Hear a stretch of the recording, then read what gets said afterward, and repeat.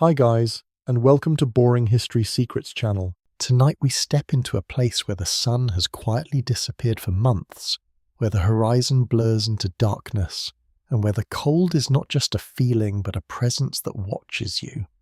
You stand on a vast Arctic plain, the air so sharp it almost tastes metallic, the silence so complete it hums in your ears. What would it take to survive here? Without fire, without modern shelter, without the comforts you barely notice back home? And more curiously, how have people done it for thousands of years? Not just surviving, but living full lives in this frozen world. So before you settle into the story, take a moment to like the video and subscribe. And while you're getting comfortable, I'd love to know where you're listening from tonight and what your local time is. Now dim the lights, you shift your weight, and the snow beneath your boots answers with a faint dry crunch. The sound carries farther than you expect, drifting into the open expanse like a whispered secret. The cold presses against your face, firm and unrelenting, seeping through even the smallest gaps in your clothing. It is not just cold, it is absolute. You draw in a breath, and the air feels thin and sharp, rushing the inside of your nose with a sting that makes you instantly aware of your own body. Even your eyelashes begin to collect tiny crystals, delicate frost forming with each blink. You notice it quickly. You cannot ignore this place. For Arctic nomadic communities such as the Inuit, this environment is not an enemy to conquer, but a reality to understand. Generations have walked across landscapes like this, reading its subtle signals as naturally as you might read a street sign. And yet historians still debate exactly how early groups first adapted to such extreme cold, especially during periods like the Little Ice Age, when temperatures dropped even further. Some argue survival techniques evolved gradually over millennia, while others believe rapid innovation was necessary during sudden climate shifts. You take a few cautious steps forward. The ground appears flat, but your foot sinks slightly into a softer patch, reminding you that even snow has layers, textures, and moods. Beneath the surface lies a hidden structure shaped by wind temperature and time. The air smells faintly clean, almost sterile, with a subtle trace of something mineral like distant ice breaking far away. There are no trees here, no soil, no familiar sense of earth or grass, just frozen silence. And wind. A low current moves across the plain, brushing against your clothing with a soft, constant pressure. It does not howl, not yet, but it reminds you that it can. In this world, wind is not background noise. It is a force that shapes everything. You pause listening. Nothing answers back. No birds, no insects, no distant traffic. Just the faint rhythm of your own breathing and the occasional whisper of snow shifting under its own weight. It feels peaceful, almost too peaceful. Arctic nomads understand this quiet in a way that outsiders rarely do. Silence here is not emptiness. It is information. A lack of sound might mean no animals nearby, no immediate danger, or simply that the land is resting or watching. You pull your clothing tighter, instinctively seeking warmth, but already you notice something important. The cold is not uniform. Certain areas of your body feel more exposed than others, especially your face and hands. Heat escapes quickly and your body begins its quiet work to conserve it. Blood retreats from your extremities. Fingers stiffen slightly. Your awareness sharpens. This is one of the most fundamental truths of Arctic survival. Your body is always negotiating with the cold. It is never passive. It adapts, adjusts, and sometimes struggles. You shift again, trying to stay warm. Movement matters. Long before modern heating, Arctic nomads relied heavily on controlled motion to generate warmth. Not frantic movement, not wasteful energy, but steady, deliberate action. Walking, adjusting, lifting, even subtle shift in posture all help maintain internal heat. Stand still too long and the cold begins to win. A simple rule. You glance around the horizon, noticing how the sky blends into the land. Without clear landmarks, distance becomes deceptive. A ridge that appears close may take hours to reach. A shadow might be a snowdrift or nothing at all. Orientation becomes instinctual over time, and yet there is beauty here in a quiet, restrained way. The snow reflects what little ambient light exists, creating a soft glow that feels almost otherworldly. It is not bright, but it is enough. Enough to see. Enough to survive. You crouch slightly, brushing your glove across the snow. It feels dry, almost powdery, not like the wet snow you might know. This type of snow insulates well, trapping tiny pockets of air that can preserve warmth if used correctly. A surprising advantage. Some anthropologists suggest that early Arctic dwellers may have discovered this insulating property by accident, perhaps by noticing how animals burrowed into snow for protection. Others think it was a deliberate observation, part of a broader pattern of environmental learning. The truth remains uncertain, but the knowledge endured. You stand again, your body already beginning to adjust your senses, tuning into the rhythm of this place. The cold is still there, constant and undeniable, but it feels slightly less shocking now. Familiarity changes everything. In the distance, the faint outline of a snow formation rises, shaped by wind, into a gentle curve. It looks almost like a wave frozen in time. You find yourself drawn toward it, curious. Curiosity is useful. Full here. It keeps you aware, engaged and responsive. But it must be balanced, because this environment does not forgive carelessness. A wrong step, a poor decision, or a moment of inattention can quickly turn discomfort into danger. You feel that truth settle quietly in your mind. Arctic nomads carry this awareness every day, not as fear but as respect. The land provides, but only to those who listen carefully. You take another breath, slower this time, letting the cold air fill your lungs without resistance. Your body adjusts, your mind steadies, and for a brief moment you feel something unexpected. Calm, not warmth, not comfort, but a kind of acceptance.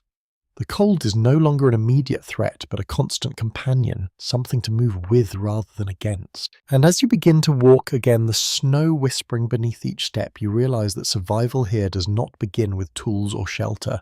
It begins with understanding. You continue forward, each step measured, each breath visible in the dim Arctic air. The land stretches endlessly around you, but it is no longer just empty space. Subtle patterns begin to emerge, almost like the surface is trying to speak in a quiet, patient language. At first, you almost miss them. A shallow ripple in the snow, a faint ridge shaped by wind, a barely noticeable shift in texture beneath your boots. These are not random details. They are clues layered carefully across the frozen ground. You slow down, because here rushing means blindness. Arctic nomads develop an extraordinary ability to read this landscape, turning what seems like a blank white expanse into a detailed map of movement, weather and life. To you it still feels overwhelming, but the longer you look, the more it begins to make sense. The snow tells stories. You kneel slightly, brushing aside the top layer with your gloved hand. Beneath it, the snow feels denser, packed tightly by wind. This difference in texture matters. Loose snow forms in calm conditions, while hardened layers suggest strong winds have passed through, shaping the surface into subtle ridges known as sastrugi, a quiet record of storms. You run your fingers across one of these ridges. It feels firm, almost sculpted, with edges that point in a consistent direction. That direction matters more than you might think. It reveals the prevailing wind patterns, helping you orient yourself even when the sky offers no guidance. Nature leaves arrows everywhere, and once you notice them, you cannot unsee them. The air carries a faint dry scent again, but now you detect something else beneath it. A subtle musk, almost imperceptible, drifting across the surface. You pause, lifting your head slightly, letting the breeze pass over your face. Animals. Somewhere nearby, something has moved through this space. You scan the ground more carefully now, your eyes adjusting to smaller details. There, just ahead, you notice a slight indentation in the snow, then another, and another. They are spaced unevenly, partially softened by the wind, but still visible if you know how to look. Tracks. They are not fresh, but they are not ancient either. Arctic hunters can often estimate time based on how wind and temperature alter the edges of footprints. Sharp edges suggest recent passage, while softened outlines indicate hours or even days have passed. Time leaves its mark differently here. You follow the trail for a few steps, noticing how it curves gently toward a distant rise. The animal, wherever it was, likely moved with purpose, conserving energy, avoiding unnecessary effort. In this environment, even animals obey strict efficiency. Energy is survival. Among Arctic peoples, including groups like the Nenets, this principle extends beyond hunting into every aspect of life. Movement is planned, routes are remembered, and even small decisions are weighed carefully against the cost of energy. Nothing is wasted, yet historians still disagree on how early Arctic communities developed such precise environmental awareness. Some scholars argue it emerged gradually through trial and error over generations, while others suggest it may have been guided by structured teaching systems within families. The debate continues quietly. You stand again, brushing snow from your gloves, and turn slowly in place. The horizon looks unchanged, but now your eyes search differently. You notice how the snow gathers more thickly on one side of a ridge, how the wind seems to favour a certain direction, how the surface glimmers faintly in uneven patches. It's no longer blank, it is layered. A soft gust brushes past you slightly stronger than before, carrying fine grains of snow that tap gently against your clothing. The sensation is subtle, almost like sand, but colder, sharper. You instinctively turn your face away, shielding your skin. Even the wind has texture. You begin walking again, adjusting your path slightly to move with the wind rather than against it. This small decision reduces resistance, conserving warmth and energy. Arctic nomads make these adjustments constantly, often without conscious thought. Efficiency becomes instinct. As you move, you notice a slight dip in the terrain ahead, almost like a shallow bowl carved into the snow. You approach carefully, peering into it. The air feels different here, calmer, as if the wind has been softened by the surrounding shape. A natural shelter. These small depressions can provide temporary relief from exposure-reducing wind chill and allowing the body to retain heat more effectively. They are not permanent solutions, but they matter in moments of fatigue. Sometimes the survival rules are about moments. You step into the dip and immediately the difference is noticeable. The air feels less aggressive, the cold slightly more manageable. You take a slow breath, letting your body settle for a moment. Relief, however, brief. There is a faint sound now, almost too quiet to register at first. A distant cracking noise echoing softly across the frozen landscape. You freeze, listening carefully. Ice shifting. Far away, perhaps across a frozen sea or river, the surface expands and contracts under pressure, producing deep resonant sounds that travel surprisingly far in the still air. It is both beautiful and unsettling. The land is never truly still. Some Arctic traditions describe these sounds as voices of the earth, subtle reminders that the environment is alive in its own way. While modern science explains the physics behind it, the feeling remains the same. You are not alone here. You step back out of the depression, returning to the open expanse. Your body feels slightly warmer, your awareness sharper. Each observation builds upon the last, forming a quiet understanding of how this place works. You begin to trust what you see. A faint glow appears along the horizon. Not sunlight exactly, but a soft illumination that hints at its distant presence. During the long Arctic winter, the sun may not fully rise, yet it lingers just below the edge of the world, casting a dim, indirect light. A promise without fulfillment. You pause again, looking toward it, feeling a subtle shift in mood. Light, even this faint, carries psychological weight. It offers orientation, comfort, and a sense of time passing even when days blend together. Time behaves strangely here. Without clear sunrise or sunset, Arctic nomads often rely on internal rhythms and environmental cues rather than strict schedules. Sleep, movement, and activity follow patterns shaped by necessity rather than clocks. A different kind of timekeeping. You resume walking your steps, more confident now. The snow still crunches beneath your boots, the wind still brushes against your clothing, but your perception has changed. You are no longer just enduring the environment. You are beginning to read it, and in this place that makes all the difference, you become aware of your body again, not just as something moving through the cold, but as something wrapped, protected, carefully engineered against it. Every layer you wear now feels purposeful, each piece working quietly to keep you alive. Clothing here is not fashion, it is survival. You tug slightly at your sleeve, noticing how thick yet flexible it feels. The outer surface is smooth, almost resistant to the fine snow brushing against it, while the inner side traps warmth close to your skin. This balance is not accidental. Arctic nomads perfected it over centuries. You feel it working. Traditional garments among groups like the Chukchi are typically made from animal skins, especially reindeer or caribou. These materials are not chosen randomly. Each animal offers specific properties from insulation to durability, all carefully matched to the environment. Nature provides the blueprint. You slide your gloved fingers along the seam of your clothing, feeling the slight ridge where two pieces of fur meet. The stitching is precise, almost invisible from a distance. Sinew often taken from animal tendons is used as thread because it remains strong and flexible even in extreme cold. A quiet detail, but an essential one. Historians generally agree that Arctic clothing represents one of humanity's most effective technological adaptations to climate. Some even argue it rivals the importance of fire in these regions, especially during long migrations where fuel sources are scarce. And yet there is debate. Certain researchers question whether early Arctic populations initially relied more on shelter than clothing, gradually refining garments over time.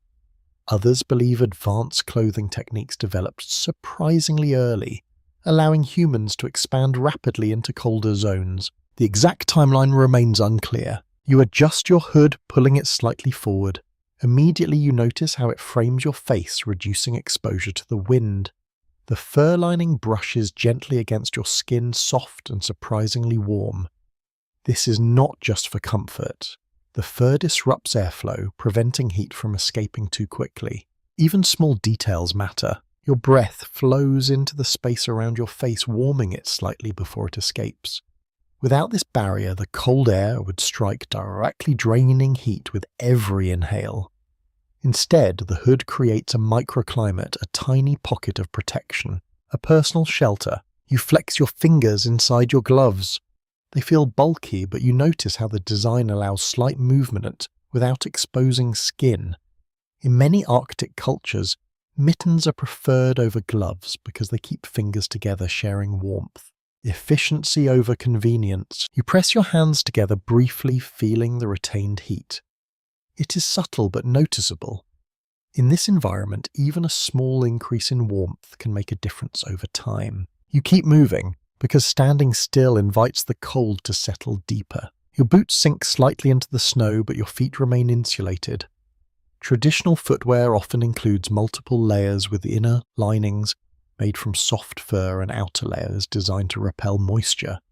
Some even include grass or moss as additional insulation. An unexpected material, but highly effective. You shift your weight, noticing how your body stays relatively warm despite the freezing air around you. It feels almost strange, like being wrapped in a quiet barrier between two worlds. Inside there is warmth, outside relentless cold, a thin boundary. Maintaining that boundaries is everything. You brush your arm again this time, paying closer attention to the direction of the fur. It is not random. In many traditional designs, fur is layered strategically, sometimes with one layer facing inward and another outward. This traps air between layers, enhancing insulation. Layering is an art, and it has been refined through generations of observation and experience. A faint scent rises from your clothing, earthy and slightly animal-like. It is not unpleasant, just unfamiliar. These garments are not processed in the modern sense. They retain traces of the animals they came from, a reminder of their origin, a connection to the land. Some Arctic communities believe that wearing animal skins carries a spiritual element, honoring the life that was taken to ensure survival. This belief is especially present among groups like the Inuit, where respect for animals is deeply woven into daily life. Practical and symbolic. You pause briefly, adjusting your collar, and notice how your body heat has created a subtle warmth within your clothing. It is not hot, not even comfortable by usual standards, but it is enough. Enough to keep your core stable. That is the goal. Not comfort, stability. The wind picks up slightly, brushing harder against your outer layer. You feel the pressure, but not the cold itself.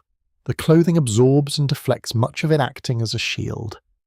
Without it, the same wind would cut through your body within minutes. Exposure changes everything. You glance down at your arms, again appreciating the quiet complexity of what you are wearing. Every stitch, every layer, every material has a purpose shaped by necessity. Nothing is decorative. Even the way the clothing fits matters. Loose enough to trap air, but not so loose that it allows heat to escape too easily.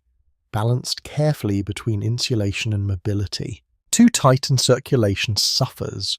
Too loose and warmth disappears. You take a deeper breath, feeling the steady rhythm of your body continuing its work beneath these layers. Your heart beats. Your muscle move. Your heat is generated and preserved. A system in motion. Long before synthetic fabrics or modern insulation, Arctic nomads mastered this system, using only what was available around them. Animal hides, bone needles, sinew thread, and careful observation combined to create garments that remain remarkably effective even today. A quiet brilliance. You continue walking, the snow crunching softly beneath your boots, the wind whispering across your clothing. The cold is still there, constant and patient, but it no longer feels overwhelming. You are protected, not completely, but enough. And here enough is everything. You notice it gradually, almost before you can name it. Quiet warmth building somewhere deep inside your chest, spreading slowly through your arms and legs. Not from fire, not from shelter, but from something far more immediate. Movement. You take another step, then another, your pace steady and unhurried. Each motion feels deliberate, your body settling into a rhythm that is neither rushed nor idle. In this place, movement it is not just travel, it is heat. You swing your arms slightly as you walk, feeling the subtle pull of muscles working beneath your layers. Your breath deepens your lungs, drawing in cold air and warming it as it passes through. The sensation is sharp at first, but your body adapts quickly. It always tries. Arctic nomads understand this instinctively. Among communities like the Evenki movement is carefully balanced to maintain warmth without exhausting energy reserves. Too little movement allows the cold to creep inward. Too much burns precious calories. Balance is everything. You shift your pace slightly, testing the feeling. Faster and your breath becomes heavier. Your body producing more heat, but also losing it through perspiration. Slower and the warmth begins to fade, replaced by a creeping chill along your extremities. There is a narrow window, and you are learning to stay within it. The snow beneath your feet responds differently now. Each step feels more connected, less hesitant. You begin to sense how your body interacts with the terrain, how slight adjustments in stride can reduce effort and conserve energy. Efficiency again, a constant theme. You pause for just a moment, standing still, and immediately you feel it. The warmth begins to drain almost imperceptibly at first, then more noticeably. Your fingers cool, your face tightens, your breath feels sharper. Stillness invites the cold. You start moving again. The warmth returns. It is a simple exchange, almost mechanical in its reliability. Motion generates heat through muscle activity, increasing blood flow and maintaining core temperature. In the Arctic, this process replaces what might otherwise be provided by external heating. Your body becomes the furnace. Historians widely agree that this reliance on movement played a crucial role in human survival in extreme cold. However, some researchers question how early groups managed this balance during long periods of darkness and limited food supply. Sustaining movement requires energy, and energy requires nourishment. The cycle is delicate. You continue forward, letting your body settle into a sustainable rhythm. Not fast, not slow, just enough. Your arms swing gently, your shoulders relaxed, your steps consistent. You feel warmer now. Not comfortable, but stable. A faint sound accompanies your movement, the soft swish of fabric brushing against itself, the muted crunch of snow beneath your boots. These sounds become part of your awareness, subtle indicators that your body is working as it should. You listen to them. They reassure you. The wind shifts slightly, pressing against your side, and you instinctively angle your body to reduce resistance. This small adjustment conserves energy, allowing your movement to remain efficient without unnecessary strain. Even posture matters. You roll your shoulders once, feeling the tension release. Tight muscles waste energy. Relaxed ones conserve it. Arctic nomads often develop a fluid way of moving, minimizing effort while maximizing warmth. Grace in survival. You notice your hands again still tucked within your mittens, fingers slightly curled. You flex them gently, encouraging circulation. It is a small action, but important.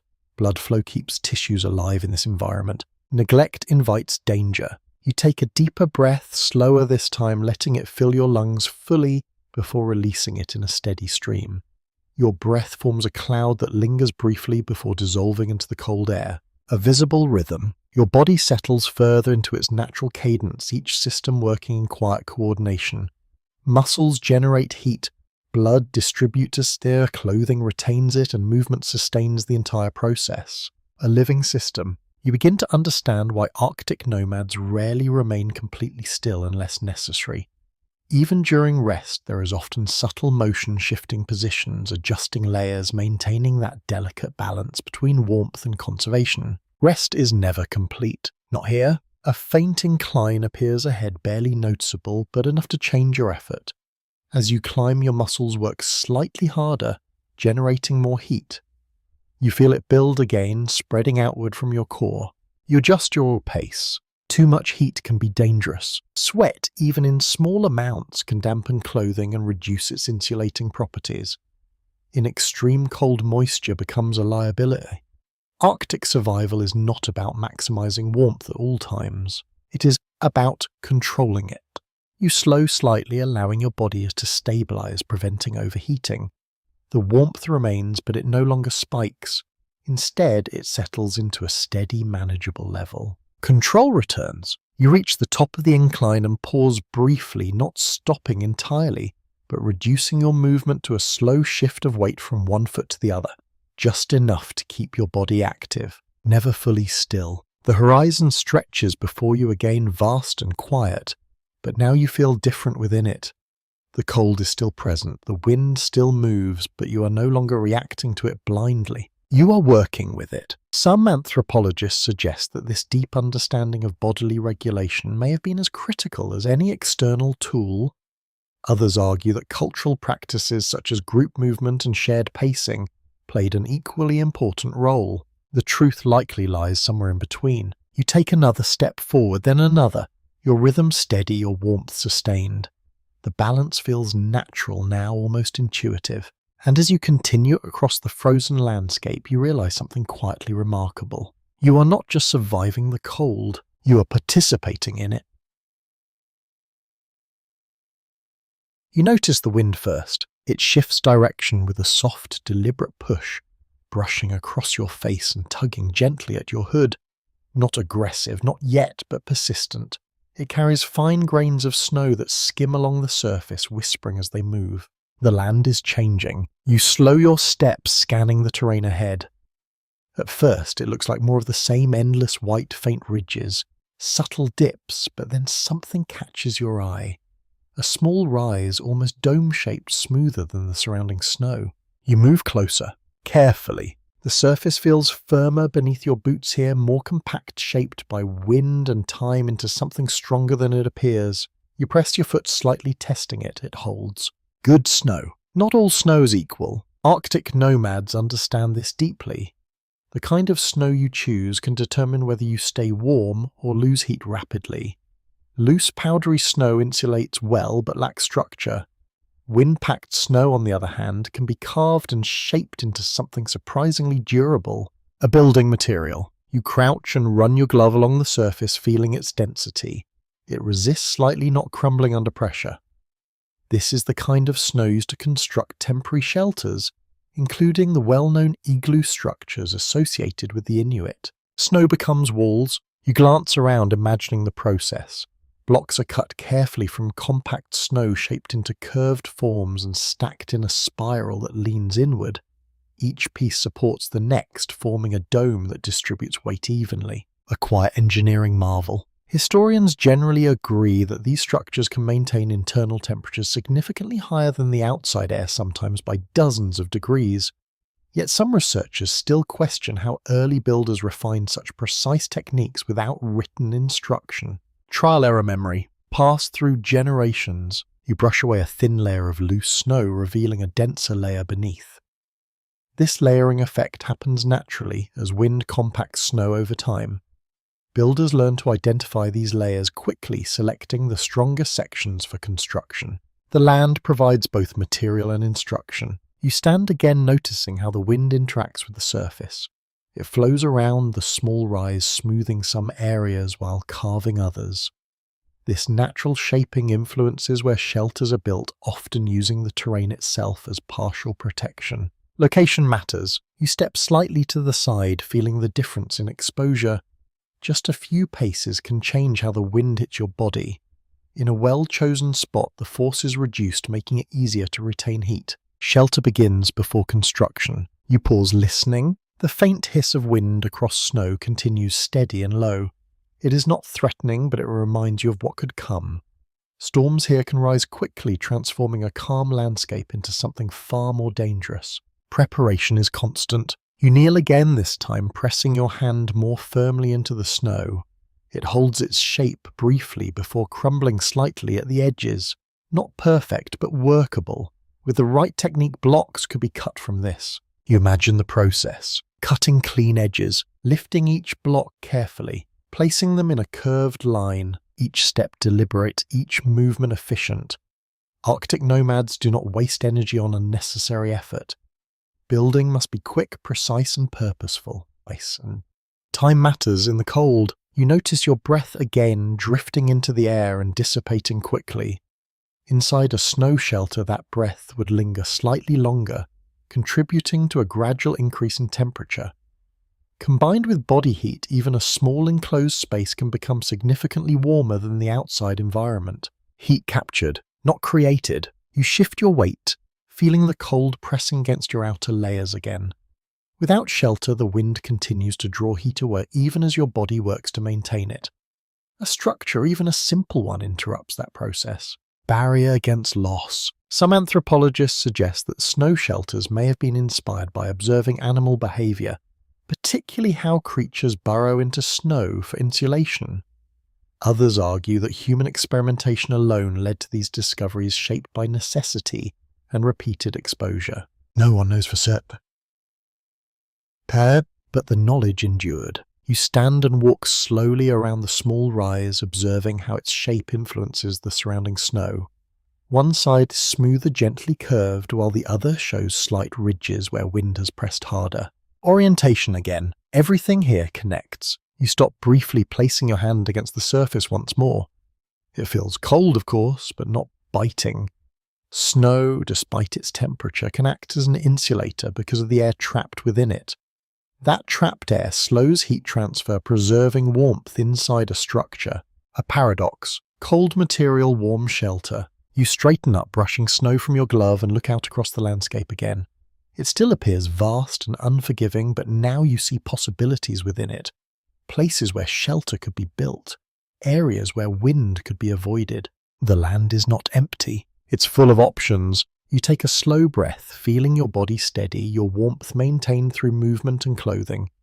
But you also understand now that shelter adds another layer of protection, another tool in the balance of survival. Nothing works alone. Everything connects. You begin to move again, leaving the small rise behind but carrying its lesson with you. The snow beneath your feet is no longer just something you walk on. It is something you can shape, and in a place like this that makes all the difference. You move more slowly now, not from fatigue, but from attention, because something subtle has shifted in the air around you. A faint tension that suggests life nearby, hidden within the stillness, waiting to be noticed. The snow stretches ahead in gentle curves and shallow dips, but now your eyes search differently, scanning, not just the surface, but the small disruption that hint at movement presence. Survival unfolding quietly beneath the cold. A faint line catches your eye. It is almost nothing, just a slight indentation softened by wind, barely visible, unless you're already looking for it. You step closer, lowering your gaze, letting your breath steady as you examine the shape, the spacing, the direction. Tracks, not fresh but not gone. You notice how each mark sinks slightly deeper at the front where weight pressed forward, suggesting the animal moved with purpose rather than panic. Energy conserved, always. Among Arctic hunters, especially within communities like the Kalaallit reading tracks, is not just a skill but a language learned over years of observation, patience, and quiet correction. Each imprint carries information about size, speed, direction, and even condition revealing whether an animal is healthy, injured, or slowing down. You follow the trail carefully, placing your feet beside, not on the marks, preserving what little evidence remains. The air feels sharper here, carrying a faint musky scent that lingers just long enough to confirm your suspicion. Something passed recently. You pause, listening. Nothing moves. But the silence feels different now, not empty but occupied, as if the land is holding its breath along with you. You take another step, then another, your body lowering slightly instinctively, reducing your profile against the open horizon. Movement becomes quieter, more deliberate. You feel your heart beat steady, but present your breath controlled, each inhale measured, to avoid visible bursts that might drift ahead of you. Even breath matters. The wind shifts slightly, brushing across your left side, and you adjust your angle, moving with it rather than against it, allowing your scent to trail behind instead of forward. Hunters learn this early. Approach from downwind. A simple rule but critical because many Arctic animals rely heavily on scent to detect danger long before it becomes visible. You continue following the tracks as they curve gently toward a shallow rise, where the snow appears slightly disturbed in a wider pattern. You slow further your steps, almost silent now, the crunch of snow softened by careful placement and reduced pressure.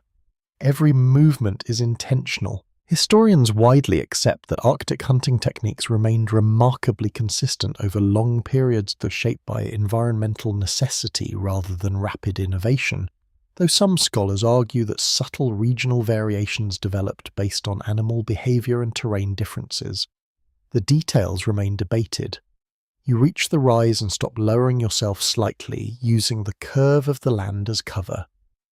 The wind continues its soft, steady motion, carrying fine grains of snow that skim across the surface in delicate streams. You peer over carefully, your eyes adjusting to the faint contrast ahead. There, a shape, low to the ground, nearly blending into the landscape, its outline softened by snow and distance. It barely moves. You hold still, completely. Even the smallest motion now could break the fragile balance between you and the animal. Time stretches, your muscles remain steady, your breath slow, your awareness sharpened to a quiet edge. This is the moment where patience matters more than speed, where waiting becomes the most active thing you can do. Arctic traditions describe hunting as a form of listening rather than chasing, a process of aligning yourself with the rhythm of the land rather than forcing an outcome. Whether practical or spiritual, the result is the same. You wait. The animal shifts slightly, just enough to confirm its presence, and you notice how it conserves energy even in rest, minimizing unnecessary movement, preserving warmth and strength. Survival mirrors survival. You feel the cold again along your face, creeping in as you remain still, reminding you that this pause has a cost. Your body begins to cool. Slowly, you cannot wait forever. The balance shifts again. Movement returns. Carefully you adjust your position, preparing to continue to follow, to remain within this delicate exchange between hunter and environment. The tracks ahead remain your guide, faint but readable, leading you forward through a world where every mark matters and every decision carries weight. You take one more slow breath, steadying yourself, then move again quieter than before, your body aligned with the land, your senses tuned to its smallest signals. And in this silent pursuit, you begin to understand something deeper, something beyond technique or skill. Survival here is not about domination. It is about awareness. You remain low as you move, but your attention begins to shift from the hunt itself to something more constant, more immediate. The quiet, persistent question of what sustains life in a place where nothing seems to grow, where the land offers no fruit, no grain, no easy abundance. Hunger is different here. It is not sudden. It is steady. You feel it as a background presence, a slow pull that reminds you your body is always consuming energy, always burning warmth to stay alive in this cold. Food is not comfort, it is fuel. You straighten slightly as you continue forward, your breath controlled, your pace measured, and you begin to understand that survival in this environment depends not just on finding food, but on choosing the right kind. Among Arctic nomads, including groups like the Yupik diet, centers heavily on animal fat, far more than most modern diets would consider normal. Fat becomes essential, not optional. It provides a dense source of energy, allowing the body to generate heat over extended periods without constant intake. You imagine the taste, rich, heavy, unfamiliar. Yet in this environment, it is exactly what your body needs, the something that burns slowly, steadily, supporting the continuous demand for warmth. Protein matters too, but fat is the foundation, the quiet engine that keeps everything running beneath the surface. You step carefully over a shallow ridge, your boots pressing into firmer snow, and your mind lingers on the idea that even the way food is consumed here is shaped by the cold. Cooking when possible is minimal. Fuel is scarce. Fire is not always available. Raw consumption is common, practical, necessary. You pause briefly, your breath drifting outward, and you consider how this would feel eating meat frozen, or only slightly thawed, the texture firm, the temperature cold even as it enters your body. It seems counterintuitive. Cold food in a frozen world, but the body adapts. Some nutrients, particularly certain vitamins, are preserved better in raw meat, a crucial advantage in an environment where plant-based sources are nearly non-existent. A quiet efficiency. Historians generally agree that this dietary adaptation was critical for long-term survival in Arctic regions, though some researchers still debate how early populations avoided deficiencies without access to varied foods. The answer likely lies in careful selection of animal parts, including organs rich in nutrients often overlooked elsewhere. Nothing is wasted. You continue moving, your awareness shifting between the landscape and your own internal state, noticing how your energy rises and falls, subtly influenced by exertion, temperature, and the memory of food. Energy is always in motion. You recall that Arctic hunters often eat in irregular patterns, not fixed meals, but opportunistic nourishment, consuming what is available when it is available. Feast and scarcity, a cycle. You glance again at the faint trail ahead, now partially lost beneath drifting snow, and you realize how uncertain food acquisition can be here. Success is never guaranteed. Even skilled hunters return empty-handed, sometimes forced to rely on stored reserves or shared resources within their group.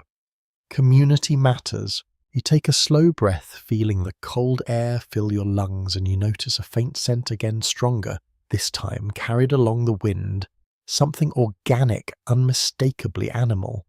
Your body responds instantly, awareness sharpens. Hunger becomes focus. You move forward with renewed attention, your steps quieter, your posture aligned with the subtle contours of the land. Every sense engages. In many Arctic cultures, there is a deep respect for the animals that provide sustenance, often expressed through rituals or quiet acknowledgements after a successful hunt. It is not sentimentality, it is balance.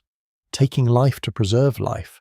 You feel that weight now, even in anticipation, understanding that food here is never abstract, never disconnected from its source. It is immediate, real, necessary. The wind softens briefly and the air feels almost still, creating a rare moment of calm where sound carries more clearly. You hear your own movement, the faint shift of fabric, the soft compression of snow beneath each step. It feels louder now. You're just instinctively quieter, always quieter. You pause again, not from hesitation but from awareness, sensing that you are moving within a system where every action has consequence, where energy, food, and survival are tightly woven together. A fragile balance. Some anthropologists suggest that this relationship with food shaped not only physical survival, but social structures as well, influencing cooperation sharing and even conflict resolution within small groups.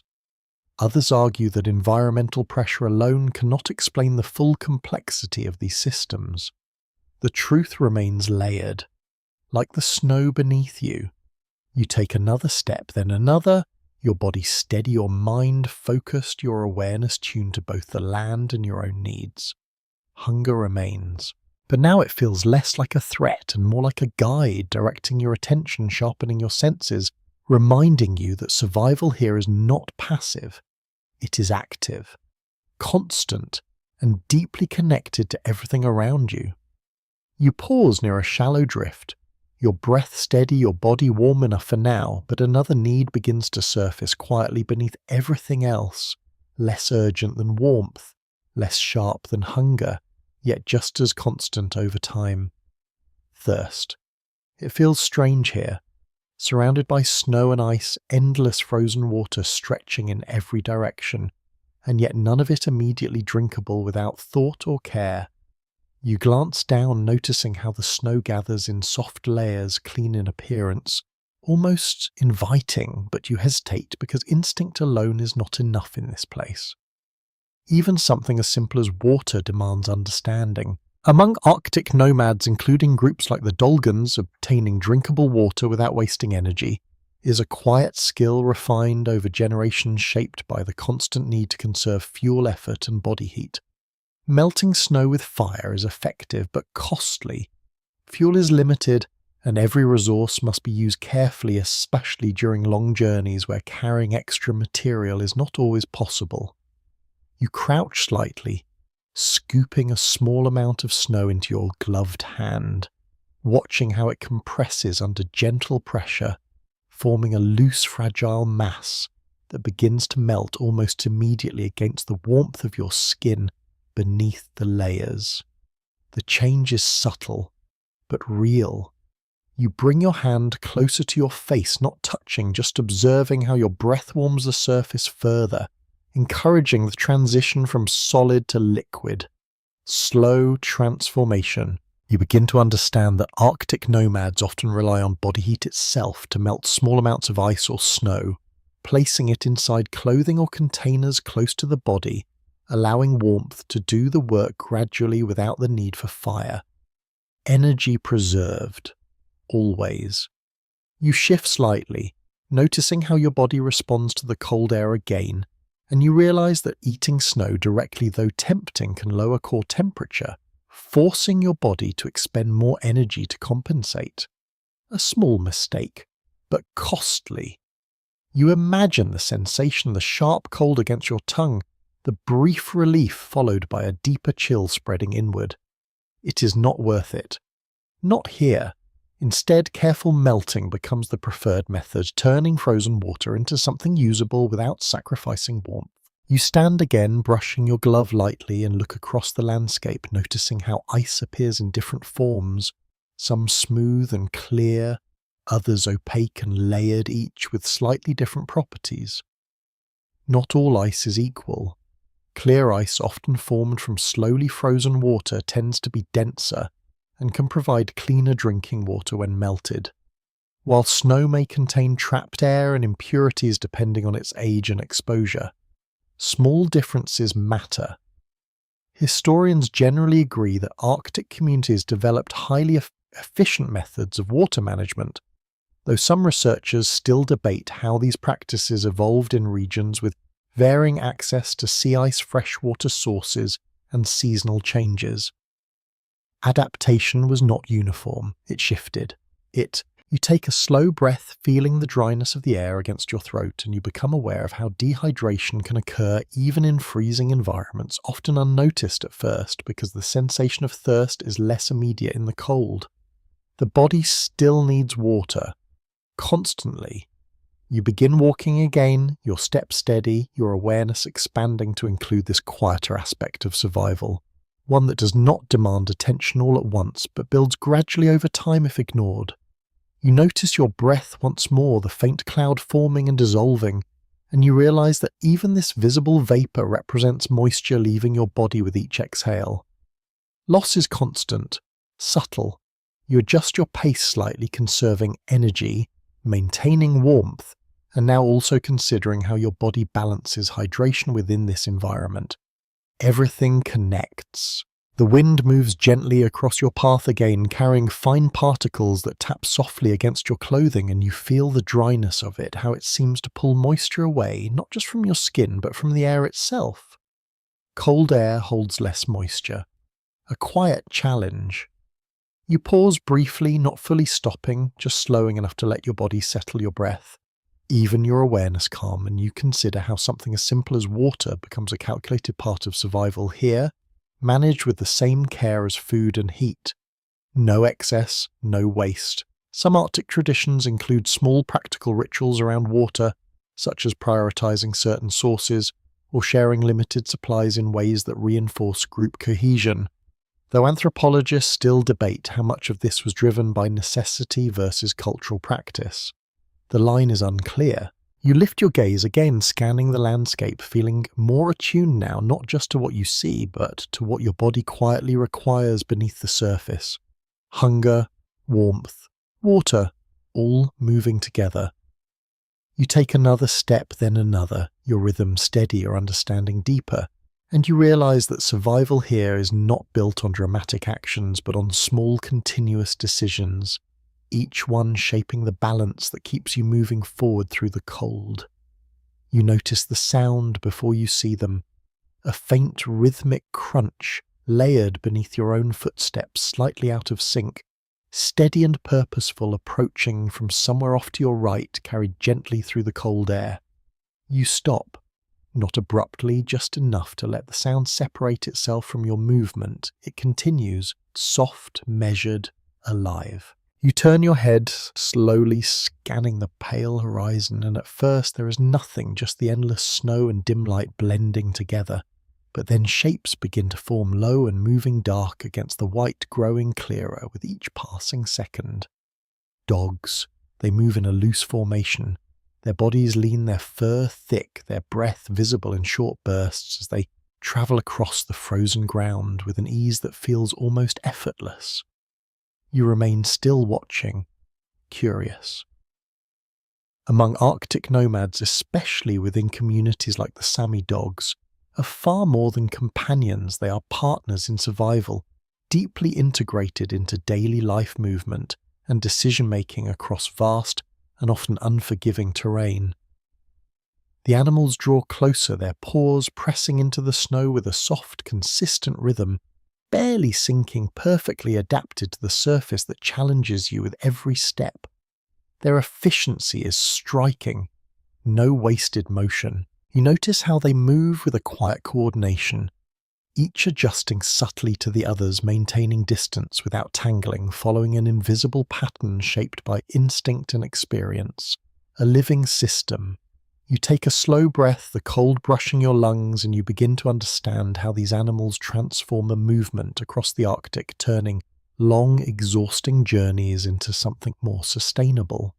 Sleds, though not visible yet, often follow behind such teams, carrying supplies, tools, and sometimes people, allowing energy to be conserved over distances that would otherwise be overwhelming. Travel changes completely. Historians widely agree that the domestication and use of sled dogs revolutionized Arctic mobility, though some scholars still debate exactly when and where this practice first emerged, with evidence suggesting multiple independent developments across different regions. The origins remain uncertain. The dogs continue past you now, not startled, not aggressive, simply aware, their eyes glancing briefly in your direction before returning forward, focused on their path, their purpose clear. You feel a strange sense of reassurance. Life moves here. You watch the lead dog closely, noticing how it sets the pace, its movements confident, responsive to subtle cues that may not even be visible to you. Leadership among sled dogs is not always about dominance, but about awareness. The ability to read terrain, respond to commands, and maintain direction, even when conditions shift. Instinct meets training. You shift slightly, your body adjusting as you observe, and you notice how your own warmth begins to fade again during stillness, a quiet reminder that observation has its cost in this environment. You flex your fingers inside your mittens. Circulation returns, slowly. The dogs move farther now, their shape softening into the distance, their sound fading into the low hush of wind and snow. The silence returns, but it feels different now, less empty. You begin walking again, your pace steady, your mind carrying the image of those animals moving with such quiet certainty across the frozen land. Their presence lingers. In many Arctic cultures, dogs are not only valued for their physical contributions, but also respected for their intuition, their ability to sense changes in weather, detect dangers, and navigate terrain that might confuse even experienced humans. A shared awareness. You imagine travelling with them, feeling the pull of the sled, the rhythm of movement extended beyond your own body, your energy conserved, your reach expanded across the vast landscape.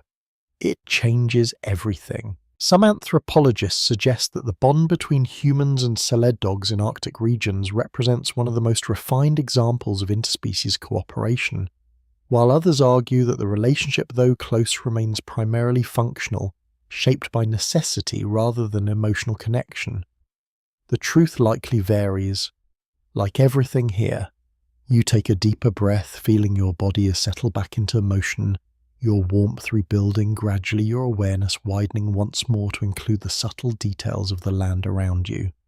The snow still shifts underfoot, the wind still brushes your clothing, but now you carry an added understanding that survival here is not always solitary. Sometimes it moves beside you. You keep moving, your steps settling into a quiet rhythm again, but something begins to change within your sense of time, a subtle loosening, as if the usual structure of hours and minutes has started to fade into the background. The sky offers no clear guidance. No rising sun, no setting glow, just a dim, constant light that never fully arrives and never completely disappears. You pause briefly, not because you need to, but because your mind is trying to measure something that no longer behaves the way you expect. Time feels stretched, softened. You resume walking, your breath steady, your body warm enough, and you begin to notice how your actions are no longer tied to a clock, but to your own needs, your energy, your awareness of the environment around you. Among Arctic nomads, including communities like the Nenets, daily life during the long winter months follows a rhythm shaped less by daylight and more by necessity, by the movement of animals, by weather conditions, and by the physical limits of the human body. Routine becomes flexible. You take another step, then another, your pace unhurried, and you realize that in this environment strict schedules would be impractical, even dangerous, forcing actions at times when conditions may not allow them. Instead, activity flows, sleep comes when needed, movement begins when possible. You feel a quiet shift in your awareness, a kind of release from the constant tracking of time, replaced by a more immediate connection to your surroundings and your own internal state. You notice your breathing, your warmth, your energy. All of it becomes part of your sense of timing, a different clock. The wind moves gently across your path again, its sound low and consistent, blending with the soft crunch beneath your boots. These sounds become markers, subtle indicators of continuity, replacing the usual signals of passing hours. You listen, you adjust, you continue. Historians generally agree that this flexible perception of time was essential for survival in polar regions, though some researchers still debate how the individuals maintained social coordination within groups without fixed schedules, especially during extended periods of darkness. Communication likely played a role. You pause again, not fully stopping, just slowing enough to let your body settle, and you become aware of a quiet fatigue at the edges of your awareness, not overwhelming, just present, suggesting that rest will be needed soon. You do not check a clock, you feel it. You imagine how Arctic nomadic groups might respond to this, adjusting their movements collectively, choosing moments to pause to conserve energy without rigid structure. Cooperation becomes fluid. You take a deeper breath, the cold air filling your lungs, and you notice how your sense of urgency has softened, replaced by a steady patience that matches the stillness of the land. There is no rush here, only continuation. A faint glow lingers along the horizon unchanged, offering no clear signal of progression, yet somehow reassuring in its constancy. You find yourself focusing less on how long you have been walking, and more on how you are walking, how your body feels, how the environment responds to your presence. Awareness replaces measurement. Some anthropologists suggest that this shift in time perception may influence not only behavior, but also memory, shaping how experiences are recalled and understood in cultures where time is less segmented. Others question how universal this effect is, pointing to variations across different Arctic groups. The details remain uncertain. You continue forward your steps, steady your mind calm, and you begin to understand that in this place survival is not just about managing the physical challenges of cold, hunger and distance, but also about adapting to a different way of experiencing time itself. You're no longer counting moments, you're moving through them. And as the quiet rhythm of your steps continues across the frozen landscape, you feel that rhythm settling deeper, guiding you gently forward without the need for clocks or numbers, just the steady awareness that you are here and you are still moving. You notice them before you expect, not as individuals at first, but as movement within stillness. Small shapes closer to the ground, their presence subtle yet unmistakable against the pale expanse. You slow slightly, your gaze softening, curiosity replacing the focused alertness of earlier moments. As you draw nearer, the shapes resolve into figures smaller, lighter in their steps, moving with an ease that feels almost instinctive despite their size. Children, they do not hesitate. They move across the snow with a familiarity that feels surprising, their bodies already adjusted to the rhythm of this environment, their balance steady, their awareness sharp in a quiet, unspoken way. You watch them carefully. Among Arctic nomadic communities, including groups like the Inuit children, begin learning survival skills at a very early age, not through formal instruction, but through observation, imitation, and gradual participation in daily life. Learning happens naturally. You take a slow breath, the cold brushing your lungs, and you notice how the children interact with the environment, touching the snow, adjusting their clothing, responding to small changes in wind or surface without hesitation. Their movements are fluid, unforced. You realize that what feels complex to you has already become second nature to them, embedded through constant exposure rather than deliberate study. Experience builds quietly. One child pauses, crouching slightly to examine something in the snow, their gloved hand brushing gently across the surface, revealing a faint mark beneath. You recognize the action. Reading the land, it begins early. Another shifts their footing, adjusting weight to maintain balance on a slightly uneven patch, their body responding automatically without visible effort. Small corrections, constant. You continue watching your own body, still in motion, slow enough to maintain warmth, but steady enough to observe without interruption. You feel a quiet sense of respect. This knowledge is not taught in isolation. It is lived.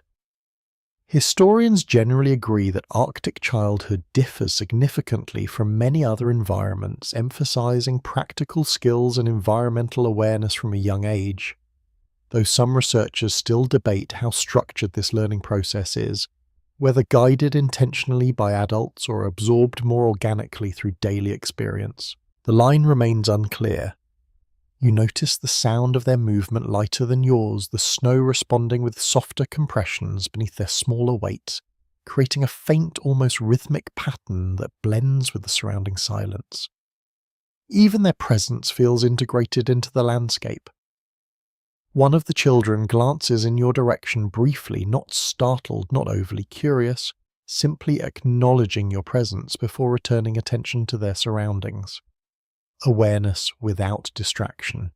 You shift slightly, feeling the cold press again along your face. a reminder that even observation requires balance, that your body continues its quiet negotiation with the environment regardless of what you focus on. You flex your fingers gently inside your mittens. Warmth returns, slowly. You imagine what it would be like to grow up here, to have these conditions as your normal, to understand the behavior of snow, wind and cold not as challenges, but as familiar elements of daily life. It reshapes perception completely. In many Arctic cultures, children are encouraged to develop independence, early learning to move, observe and respond to their environment with confidence while still remaining closely connected to their family and community. Independence and connection together. You watch as one child stands brushing snow from their clothing, their movements efficient, unbothered by the cold that still demands your constant attention. Their comfort here is not accidental. It is earned through repetition, through exposure, through quiet guidance that may not always be visible from the outside. Learning without pressure, you take another step, then another, your body steady, your awareness expanding once more, and you realize that survival in this environment is not just about individual skill, but about continuity, about knowledge passed from one generation to the next without interruption, a living chain. Some anthropologists suggest that this early immersion in environmental knowledge creates a deeper, more intuitive understanding of the Arctic landscape than formal teaching ever could, while others argue that structured instruction still plays a critical role behind the scenes. Both may be true. You continue forward, the children gradually fading into the distance behind you, their presence lingering in your thoughts as a quiet reminder that survival here is not learned suddenly, but built over time. Layer by layer, moment by moment, beginning long before the challenges fully reveal themselves. And as you move on, the snow whispering beneath your steps, you carry that understanding with you, that in this place even the youngest already belong to the rhythm of the cold. You move forward again, but the landscape begins to feel strangely uniform, as if the horizon has quietly erased itself, leaving you within a space that offers no obvious direction, no landmarks to anchor your sense of movement. You slow slightly, not from uncertainty exactly, but from awareness, because this kind of terrain demands a different kind of attention. The snow stretches endlessly, the sky blends into it, edges disappear. You pause for a moment, letting your body remain in gentle motion, shifting weight just enough to maintain warmth while your eyes begin searching for something less obvious, something subtle enough to guide you forward. Orientation here is never obvious. Among Arctic nomads, including groups like the Chukchi navigation, relies on a combination of memory, environmental cues and deep familiarity with patterns that may seem invisible to an untrained eye. You begin to notice small details again, the direction of wind-shaped ridges, the slight tilt of snowdrifts, the way light reflects unevenly across the surface. Each one offers a hint, not a certainty, but a suggestion. You take a slow breath, feeling the cold air settle inside you, and you realize that moving through this landscape is less about following a path and more about interpreting a series of quiet signals constantly adjusting as conditions shift. There is no fixed route, only awareness. You turn your head slightly, observing how the faint glow along the horizon remains consistent in one direction, even if it does not rise or fall in the way you expect from the sun. It becomes a reference point, subtle but reliable. In the long Arctic winter, celestial navigation often plays a role as well, with stars providing orientation. When visible, though cloud cover can obscure them for extended periods, forcing reliance on other cues, nothing is guaranteed. You take another step, then another, your body steady, your mind engaged, and you begin to understand how memory becomes a map, how previous journeys, remembered landmarks and shared knowledge guide movement even when the environment appears unchanged. Memory replaces markers. You notice a faint line in the distance, not a track, not a shadow exactly, but a slight variation in texture where the snow appears more compact. You move toward it carefully, your steps measured, your awareness focused. As you approach, the difference becomes clearer. The snow here has been disturbed before, travelled, used, a path that exists without permanence. You follow it, lightly, not relying on it completely, but allowing it to inform your direction to support your own interpretation of the land rather than replace it. Guidance, not certainty.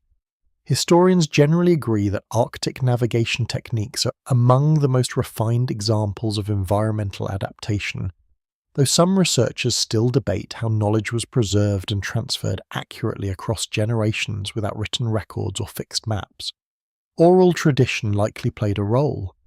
You pause again, listening, feeling the stillness settle around you, and you realize that sound itself can provide orientation.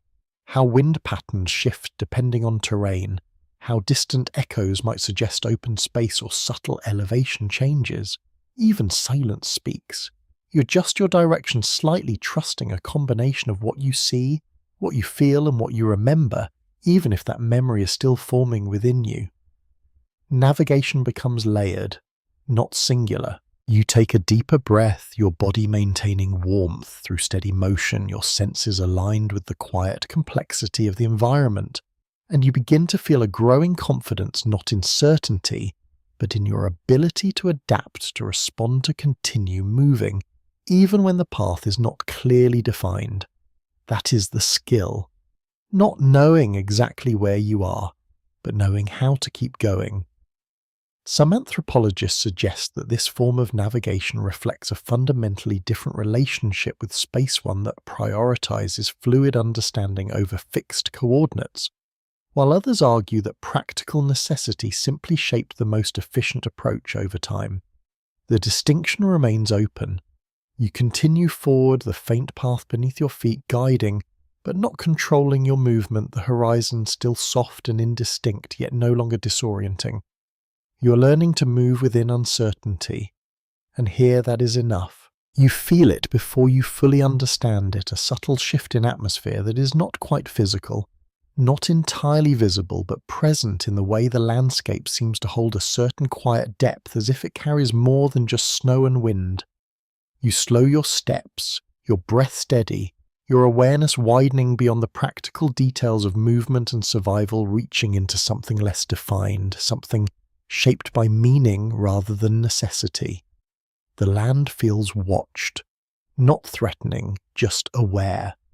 Among Arctic nomadic cultures, including groups like the Kala Alit, the environment is often understood as alive in a broader sense, inhabited by spirits or forces that exist alongside the physical world, influencing animals, weather, and human experience in ways that are not always predictable. You pause briefly, not out of fear, but out of recognition, sensing that survival here is not only about what you can see and touch, but also about how you relate to the unseen aspects of the world around you. Respect becomes instinct. You take a slow breath, the cold air filling your lungs, and you notice how even the smallest sounds seem to carry more weight. The faint movement of snow, the distant echo of shifting ice, each one layered with a kind of presence that goes beyond simple explanation. Silence feels full. In many Arctic traditions, animals are not viewed merely as resources, but as beings with agency deserving of respect, sometimes even considered partners within the broader system of survival. This perspective shapes behavior. It influences how hunts are conducted, how resources are used, and how balance is maintained between taking and giving within the environment. You walk forward again, your steps softer, your awareness more attuned to this deeper layer of understanding, and you begin to notice how your own movements feel different, less intrusive, more integrated into the rhythm of the land. You're not separate, not entirely. Historians generally acknowledge the importance of spiritual belief systems in Arctic cultures, though some researchers debate how much these beliefs directly influenced practical survival strategies versus serving primarily as cultural frameworks for interpreting experience. The distinction is not always clear. You glance upward, noticing the faint shimmer of light in the sky, subtle at first, then shifting slightly like a distant curtain moving across the darkness. It is not bright, but it is alive in its motion, changing slowly, quietly, almost as if it is responding to something unseen. You watch. Still, the northern lights, a rare presence. In many Arctic traditions, such lights are interpreted in different ways, sometimes as spirits of ancestors, sometimes as forces to be respected or even avoided depending on the specific cultural context. Meaning varies, but significance remains. You feel a quiet sense of stillness settle within you, your body continuing its gentle motion to maintain warmth, but your mind pausing, absorbing the moment, allowing the experience to exist without needing full explanation. Not everything requires understanding. Some anthropologists suggest that these spiritual interpretations may have provided psychological resilience in extreme environments, offering meaning and structuring conditions that could otherwise feel overwhelming or isolating. Others argue that such beliefs are simply expressions of human creativity shaped by unique surroundings. The debate continues. You lower your gaze again, returning your attention to the ground beneath your feet, the snow still whispering softly with each step, the wind brushing gently against your clothing, the physical world reasserting itself alongside the intangible. Both exist together. You move forward, your awareness now layered, practical and reflective, at once understanding that survival in this place is not only about managing the body, but also about maintaining a certain relationship with the environment, one that includes respect, attention, and a willingness to accept what cannot always be explained.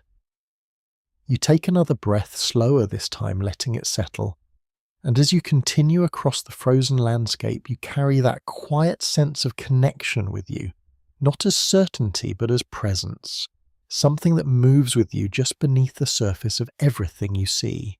You feel it subtly at first, not as a sudden change, but as a quiet imbalance within your body, a slight heaviness in your limbs, a faint dullness behind your eyes, as if something small has shifted out of place beneath the steady rhythm you've worked to maintain. You keep moving because movement is safety, but your awareness turns inward, now scanning not the landscape but yourself. Something is off, not severe, not yet. In a place like this, even minor discomfort carries weight because there are no easy solutions, no quick remedies waiting just beyond reach. Illness here is different. It unfolds quietly. You take a slow breath, the cold air brushing your lungs, and you notice how your body responds a little slower than before, a little heavier in its movements, as if your internal balance is working harder to stay aligned. Among Arctic nomadic communities, including groups like the Inuit managing illness, relies heavily on knowledge, observation and adaptation rather than external medicine, especially in traditional settings where access to modern care is limited or non-existent. You adjust your pace slightly, conserving energy, allowing your body to stabilize, because pushing too hard when unwell can worsen the imbalanced, draining reserves that are already under constant demand. Energy becomes precious.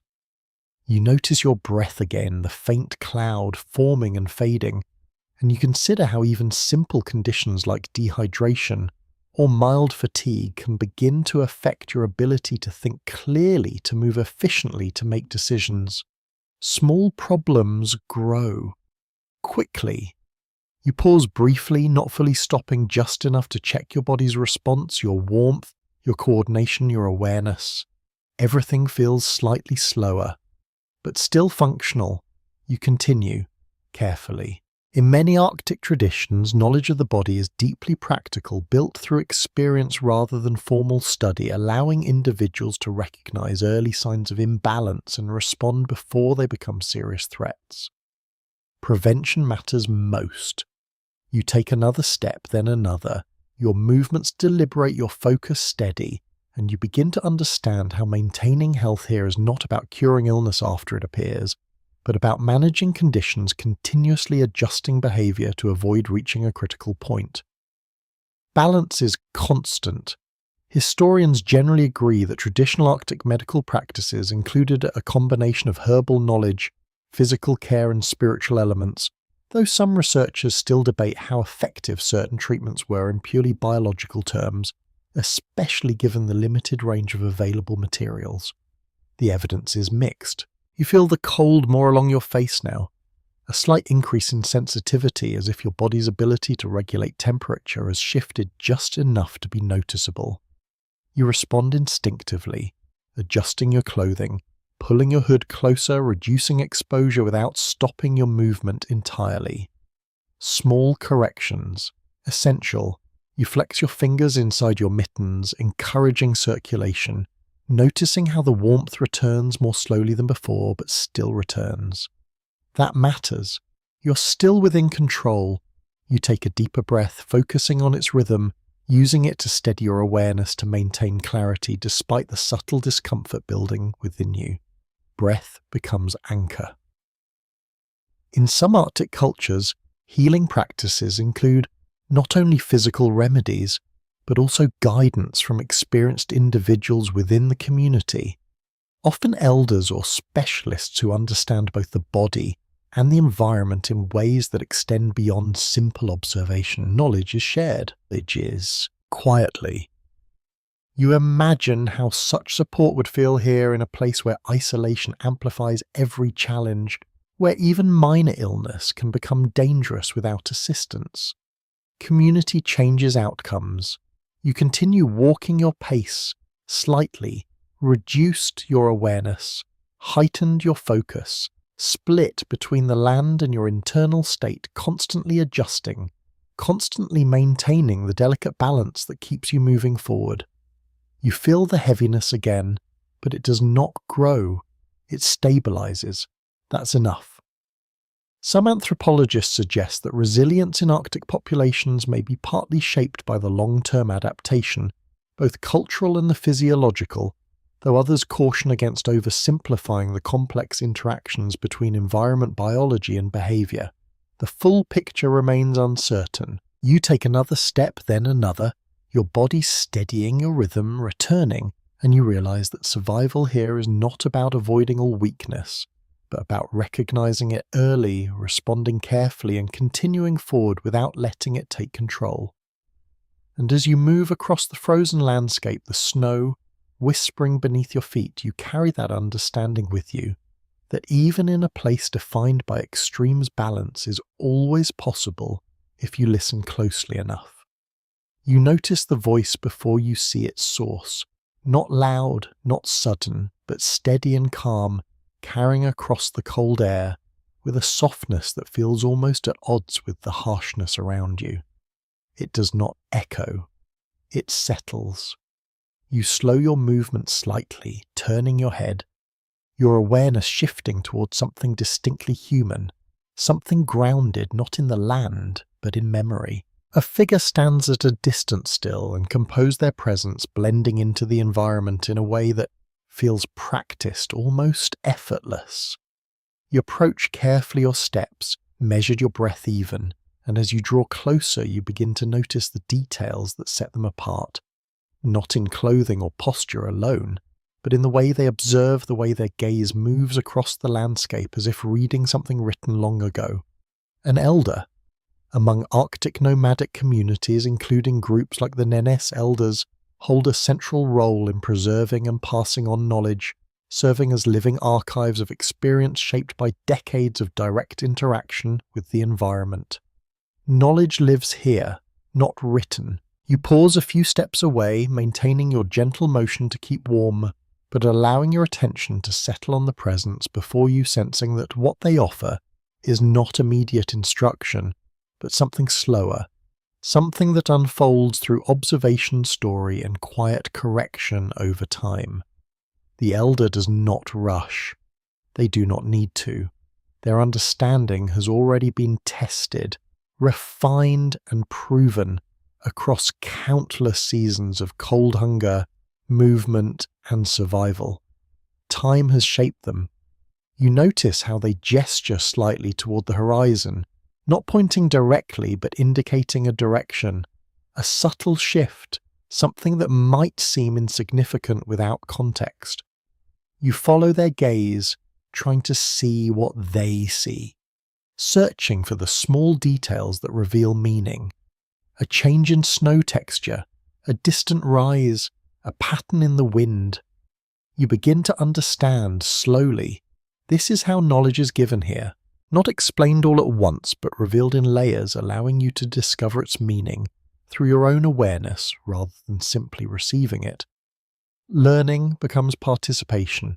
Historians generally agree that oral tradition and experiential teaching have been essential in Arctic cultures, preserving complex survival knowledge without written systems, though some researchers still debate how accuracy was maintained across generations, especially over long periods of environmental change. Memory adapts. You shift your weight slightly, your body maintaining warmth, your mind engaged, and you realize that the presence of someone who has lived through many cycles of this environment offers something no tool or technique alone can provide. Perspective. The elder watches you briefly, their expression calm, neither approving nor critical, simply observing how you move, how you respond, how you interpret what is around you. You feel it. A quiet evaluation, not judgment, just awareness. You adjust your posture slightly, your movements becoming more deliberate, more aligned with what you've begun to learn, not because you are told to, but because you recognize the value in doing so. Respect grows naturally. In many Arctic traditions, elders are not only sources of practical knowledge, but also carriers of stories, histories and cultural understanding that connect individuals to a broader sense of identity and continuity. Knowledge is not isolated. It is shared.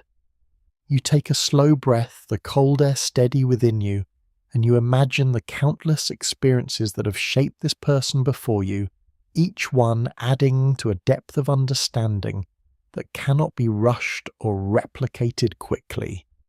Time builds wisdom. Some anthropologists suggest that the role of elders in Arctic societies extends beyond instruction into areas of social cohesion and decision-making, helping guide group behavior in ways that balance survival with cooperation. Others argue that these roles vary significantly across different regions and communities. The details remain complex. You stand for a moment longer, your body still in gentle motion, your awareness steady, and you feel a quiet shift within yourself, a recognition that survival here is not only about individual skill, but about connection to those who have come before, to the knowledge that has been carried forward through generations without interruption. You begin to move again slowly at first, then with growing confidence, carrying with you not just what you have observed, but how you have learned to observe a subtle but powerful change that shapes every step you take across the frozen land. And as the elder fades into the distance behind you, their presence remains not as a memory alone, but as a quiet influence guiding your awareness forward. You feel the shift not in the air but in direction, a subtle pull forward, as if the landscape itself is guiding movement now, encouraging you to follow something older than any single journey. Your steps align with it, not forced, just natural. The ground beneath you changes slightly firmer in places more compacted, suggesting repeated passage over time, not recent but familiar, like a path remembered by many before you. Migration begins like this, quietly. Among Arctic nomadic groups, including the Nenets seasonal movement, is not random, but carefully timed and deeply rooted in patterns of animal behavior, weather conditions, and inherited knowledge of the land. You continue forward your pace, steady your body balance between effort and conservation, and you begin to notice how the landscape seems to guide you without clear markers, offering subtle cues that suggest direction rather than demand it. You follow, lightly. The wind brushes across your side again, consistent, almost familiar now, and you angle your body with it, conserving energy, allowing your movement to flow rather than resist. Efficiency returns, always. You notice faint traces beneath the snow, not distinct tracks, but a slight compression, a memory of passage left behind by others who moved through this space before humans. animals perhaps both their journeys layered into the land itself, paths that fade but remain. You step carefully along this subtle route, not relying on it completely, but allowing it to support your own awareness to confirm what you already sense about where you're going. Movement becomes collective, even when alone. Historians generally agree that Arctic migrations have followed consistent patterns for centuries, often tied to the movement of key animals such as reindeer, though some researchers still debate how flexible these routes were in response to changing environmental conditions over time. Adaptation remains a constant question. You take a deeper breath, your lungs steady, your warmth maintained, and you begin to feel a rhythm beyond your own steps. A larger cycle that your movement fits into something that continues whether you are aware of it or not. You are part of it now. The horizon shifts slightly as you move, revealing a gentle slope ahead, barely noticeable, but enough to change the flow of wind and the distribution of snow. You adjust your path instinctively, choosing the route that offers less resistance, less exposure, conserving energy for what lies ahead. Every decision matters. You pause briefly, not stopping, just slowing enough to observe, and you notice how the snow along this path feels more stable, less prone to collapse beneath your weight. Shaped by repeated use and environmental pressure into something more reliable than untouched ground. Stability has memory. You continue forward your steps, more confident, your awareness aligned with the quiet logic of movement across this terrain, and you begin to understand how migration is not just about reaching a destination, but about maintaining continuity, following patterns that have been tested and refined over generations. Knowledge becomes root.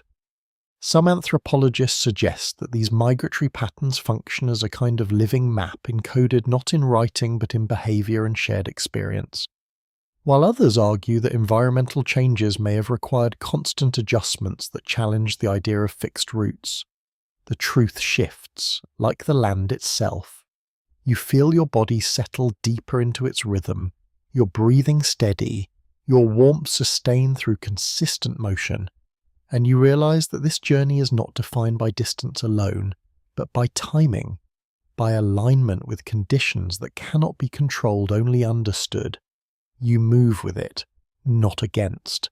The wind softens slightly, the air feeling calmer as you pass through a shallow dip in the terrain, offering brief relief from exposure, a moment where movement feels easier, less demanding, allowing your body to conserve energy without sacrificing progress.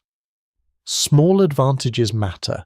You take another step, then another, your path continuing forward, your awareness steady, and you begin to feel a quiet confidence, not in knowing exactly where you're going, but in trusting the process of getting there. The accumulated knowledge that guides each movement, each decision, each adjustment along the way. And as you continue across the frozen landscape, the snow whispering beneath your feet, you understand that migration here is not a single journey but part of something ongoing, something that continues long after any one path fades from view. You sense the change before it fully arrives, a subtle tightening in the air, a shift in the way the wind moves across your face, no longer soft and consistent but uneven, carrying a faint edge that feels sharper, less predictable. You slow slightly, listening. The horizon begins to blur, not dramatically, but enough that distant shapes lose their definition, dissolving into a pale haze that creeps closer with each passing moment. A storm is forming, not sudden, but certain. You continue moving your steps steady, but your awareness heightens, scanning for changes in the snow beneath your feet, the direction of the wind, the faint signals that indicate how quickly conditions may worsen. Among Arctic nomads, including groups like the Chukchi, recognizing the early signs of a blizzard is a critical skill, often determining whether one finds shelter in time or becomes exposed to rapidly intensifying conditions. Timing is everything. The wind strengthens, gradually. Then more noticeably, It presses against your clothing, carrying fine particles of snow that begin to strike your face with a sharper, more persistent sensation, like countless tiny needles brushing across your skin. You turn slightly, angling your body to reduce exposure, protecting your face, conserving warmth as the environment shifts around you. Adaptation begins immediately. The sound changes too. The quiet hush of wind replaced by a rising continuous roar that builds slowly, filling the space around you until it becomes the dominant presence, drowning out smaller sounds, isolating you within its constant movement. You feel smaller now. The landscape begins to disappear. Edges soften. Distances collapse. What was once visible becomes uncertain, then indistinct, then gone. White overtakes white. You slow further, not stopping, but reducing your pace to maintain control because visibility is fading, and each step must be placed with greater care. Disorientation comes quickly. You focus on the direction of the wind, using it as your primary reference, maintaining a consistent angle to avoid drifting unknowingly across the featureless terrain. Orientation becomes fragile. Historians generally agree that blizzards have posed one of the greatest dangers in Arctic environments, capable of disorienting even experienced travellers, though some researchers debate how frequently such storms occurred in different historical periods, suggesting variability based on regional climate patterns. The records remain incomplete. The wind intensifies again stronger, now pushing against you with steady force, making forward movement more difficult, more demanding, requiring greater effort with each step. You lean into it slightly, adjusting your posture, your balance shifting to maintain stability against the pressure. Energy drains faster. You feel it. Your breath becomes heavier, not from panic but from exertion, your body working harder to maintain warmth and movement under increasing resistance. You adjust your pace again, slower, controlled, never rushed. The snow begins to lift from the ground in thin sheets swirling across the surface, reducing visibility further, creating a shifting veil that obscures the terrain beneath your feet. You watch carefully. Each step matters now. You notice how the ground feels less stable in places, small drifts forming unevenly, hiding dips or ridges that could disrupt your movement if misjudged. You test each step carefully. Among Arctic travellers, one common response to such conditions is to seek immediate shelter, even temporary, using terrain features or quickly constructed snow barriers to reduce exposure while waiting for the storm to pass. Shelter becomes urgent. You scan the area, but visibility is limited, the landscape now reduced to a narrow field of shifting white, making it difficult to identify safe locations quickly. You continue moving, but with purpose. The wind howls louder now, its sound constant and overwhelming, pressing into your awareness, making it harder to think, harder to focus, demanding attention with every moment. You narrow your focus, step by step, breath by breath. Some anthropologists suggest that repeated exposure to such conditions may have shaped cognitive strategies among Arctic populations, emphasizing calm, controlled responses under pressure, rather than reactive behavior. Though this remains an area of ongoing study, the mind adapts, like the body. You feel the cold more intensely now, not because the temperature has dropped significantly, but because the wind accelerates heat loss, stripping warmth from exposed areas with relentless efficiency. Wind changes everything. You pull your hood tighter, adjust your posture again, and continue forward your movement. Steady, despite the resistance, your awareness narrowed to the immediate, the next step, the next breath, the next decision. Survival becomes immediate. You take another step, then another, the storm building around you, the world reduced to motion and sound and cold, and you understand now how quickly conditions can shift in this place, how fragile stability can be when the environment changes without warning. And still you keep moving, because stopping is not an option, not here, not now, not in the rising force of a storm that erases everything in its path. You keep moving through the storm, but something else begins to surface beneath the physical effort. A quieter tension not from the wind or the cold, but from the awareness that survival here is rarely an individual act, even when you are alone in this moment. The memory of others lingers, the presence of groups, the fragile balance between cooperation and conflict. You slow slightly, not stopping just enough to let your thoughts settle alongside your movement, your breath stare, despite the resistance pressing against you. In environments like this, people depend on each other deeply.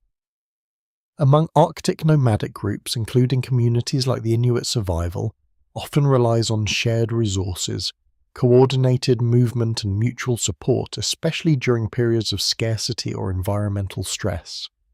Cooperation becomes essential, but not always simple.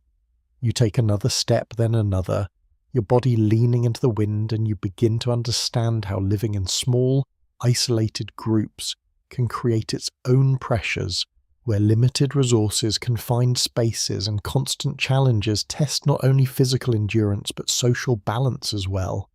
Tension can grow quietly. You imagine a group gathered within a snow shelter. Bodies close heat, shared voices low, each person contributing to survival in different ways. Hunting, preparing food, maintaining tools, caring for others. Roles matter, but roles can shift. Historians generally agree that Arctic societies develop strong systems of cooperation, though some researchers still debate how conflict was managed in such constrained environments where separation was not always possible, and disagreements could carry serious consequences. The details vary. You feel the wind press harder against you again, pulling your attention back to the present, and you adjust your posture instinctively, maintaining your balance. Your movement steady despite the strain. The storm continues relentless. You think about how decisions are made within groups under such conditions, how leadership might emerge not through authority alone, but through experience, trust, and the ability to remain calm when everything else becomes uncertain. Leadership is fluid, not fixed. You take a deeper breath, your lungs working harder now, and you consider how cooperation extends beyond immediate survival, shaping long-term relationships, reinforcing bonds that allow groups to function effectively over time, even under constant pressure. Trust builds slowly, but matters deeply. At the same time, you recognize that conflict cannot be entirely avoided, that disagreements over resources, direction, or decisions may arise, especially when conditions become difficult and stakes are high. Human nature remains, even here. Some anthropologists suggest that Arctic cultures develop specific social practices to manage conflict, including storytelling, humor or temporary separation when possible, helping to diffuse tension without disrupting group stability. Others argue that evidence for such practices varies across regions. The full picture remains complex. You continue forward your steps, steady, your awareness layered between the physical challenge of the storm and the social dynamics that shape survival beyond it. Understanding that endurance here is not only about resisting the cold, but about maintaining connection, balance, and cooperation within the group. You feel your body working, your warmth sustained through effort, our mind focused despite the noise of the wind, and you realize that survival in this environment requires not only strength and skill, but also the ability to navigate relationships under pressure, to give and take, to trust and adapt. You take another step, then another. The storm still surrounding you, but your understanding expanding, recognizing that even in the most isolated places, survival is rarely solitary. It is shared. And as you continue moving through the shifting white, the wind pressing against you, the snow whispering beneath your feet, you carry that awareness with you, that cooperation and conflict exist side by side, shaping the human experience even at the coldest edges of the world. You feel the storm begin to loosen its grip, not disappearing all at once, but easing gradually, the wind softening just enough for sound to return in quieter layers, the world slowly reassembling itself around you. Shapes emerge again, edges return, the wholeness upwards. The horizon, though the still faint, becomes visible once more. You keep moving your body steady, your warmth maintained, and your attention begins to shift from endurance back toward interaction with the land itself. Your hands matter again. Tools matter again. Survival is not only about movement or shelter, but about what you carry, what you build, what you create from what little is available. You glance down at your hands still wrapped in thick mittens, and you imagine what lies beneath the ability to shape materials into something useful, something precise, something essential. Among Arctic nomadic cultures, including groups like the Yupik Tools, are crafted from the environment itself, using bone, ivory, antler, and driftwood to create objects that are both durable and highly specialized for their purpose. Nothing is wasted. Every part matters. You slow your pace slightly, your mind focusing on the process, imagining the careful shaping of a harpoon tip from bone, its edges smoothed and sharpened with patience, designed to pierce effectively, while remaining strong enough to withstand repeated use. Precision matters. You picture the feel of it in your hand, the balance, the weight, the way it aligns with your movement, becoming an extension of your body rather than a separate object. Tools become part of you. You take a slow breath, the cold air steady in your lungs, and you consider how each tool carries knowledge within it, not written, but embedded in its design, passed from one generation to the next through observation and practice. Knowledge becomes form. Historians generally agree that Arctic toolmaking represents a highly refined adaptation to environmental constraints, though some researchers still debate how certain techniques spread across distant regions. Whether through migration, trade, or independent innovation, the pathways remain uncertain. You continue walking your steps steady, and you imagine other tools as well. Knives carved from stone or metal when available, sleds constructed from driftwood and bound with sinew, their runners designed to glide smoothly across snow and ice with minimal friction. Movement extended. Efficiency increased. You notice the snow beneath your feet again, how it responds differently depending on its texture, and you realize how tools are often designed with these variations in mind, adapted not just to general conditions, but to specific surfaces, temperatures, and uses. Nothing is generic, everything is specific. You flex your fingers slightly within your mittens, imagining the skill required to work with such materials in cold conditions where dexterity is limited and mistakes can carry serious consequences. Crafting requires patience and control. In many Arctic traditions, toolmaking is both a practical skill and a cultural expression reflecting not only function, but also identity with subtle variations in design, indicating regional styles or individual craftsmanship. Utility and meaning combine. You take another step, then another, your awareness steady, and you begin to understand how tools extend human capability in this environment, allowing you to hunt more effectively, travel more efficiently, and adapt more precisely to the challenges around you. Without them, survival becomes far more difficult. You feel a quiet appreciation for the ingenuity involved, the ability to transform limited resources into highly effective instruments that support life in a place where margin for error is small, creativity under constraint. Some anthropologists suggest that Arctic tool design represents one of the clearest examples of human innovation driven by environmental pressure, while others argue that similar levels of ingenuity can be found in many extreme environments, shaped by different but equally demanding conditions. The comparison remains open. You continue forward, the storm now fading into memory behind you, the land returning to its quieter state, and you carry with you a deeper understanding of how survival here is not only about enduring what exists, but about shaping it, using what is available to create solutions that extend your reach, your efficiency, your ability to continue.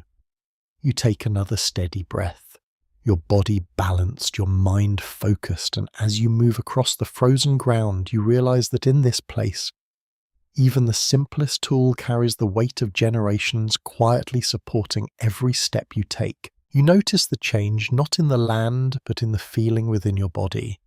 A quiet easing, as if the constant edge of cold has softened just slightly, not because the temperature has risen, but because something else has shifted.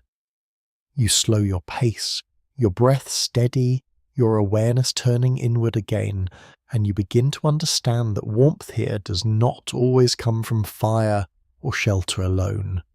Sometimes it comes from closeness. You pause not completely still, but enough to sense it, the subtle difference when bodies gather, when shared heat creates a small pocket of relief within an otherwise unforgiving environment. Among Arctic nomadic groups, including communities like the Inuit, shared warmth plays a crucial role in survival, especially during rest, where proximity allows individuals to conserve energy and maintain stable body temperatures without relying solely on external sources.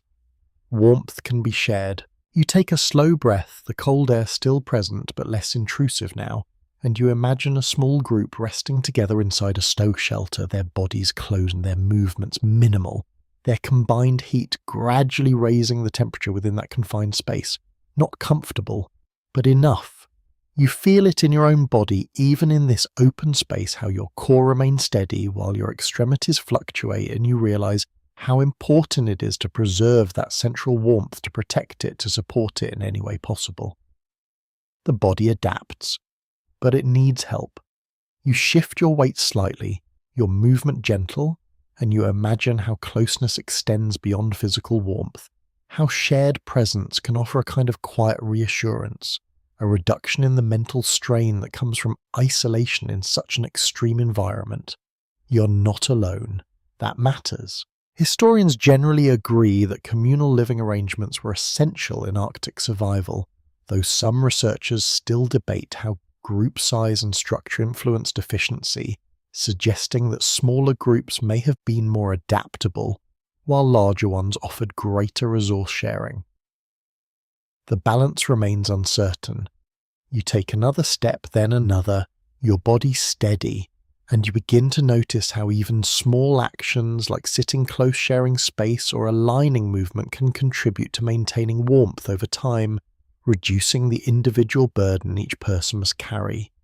Energy spreads across the group.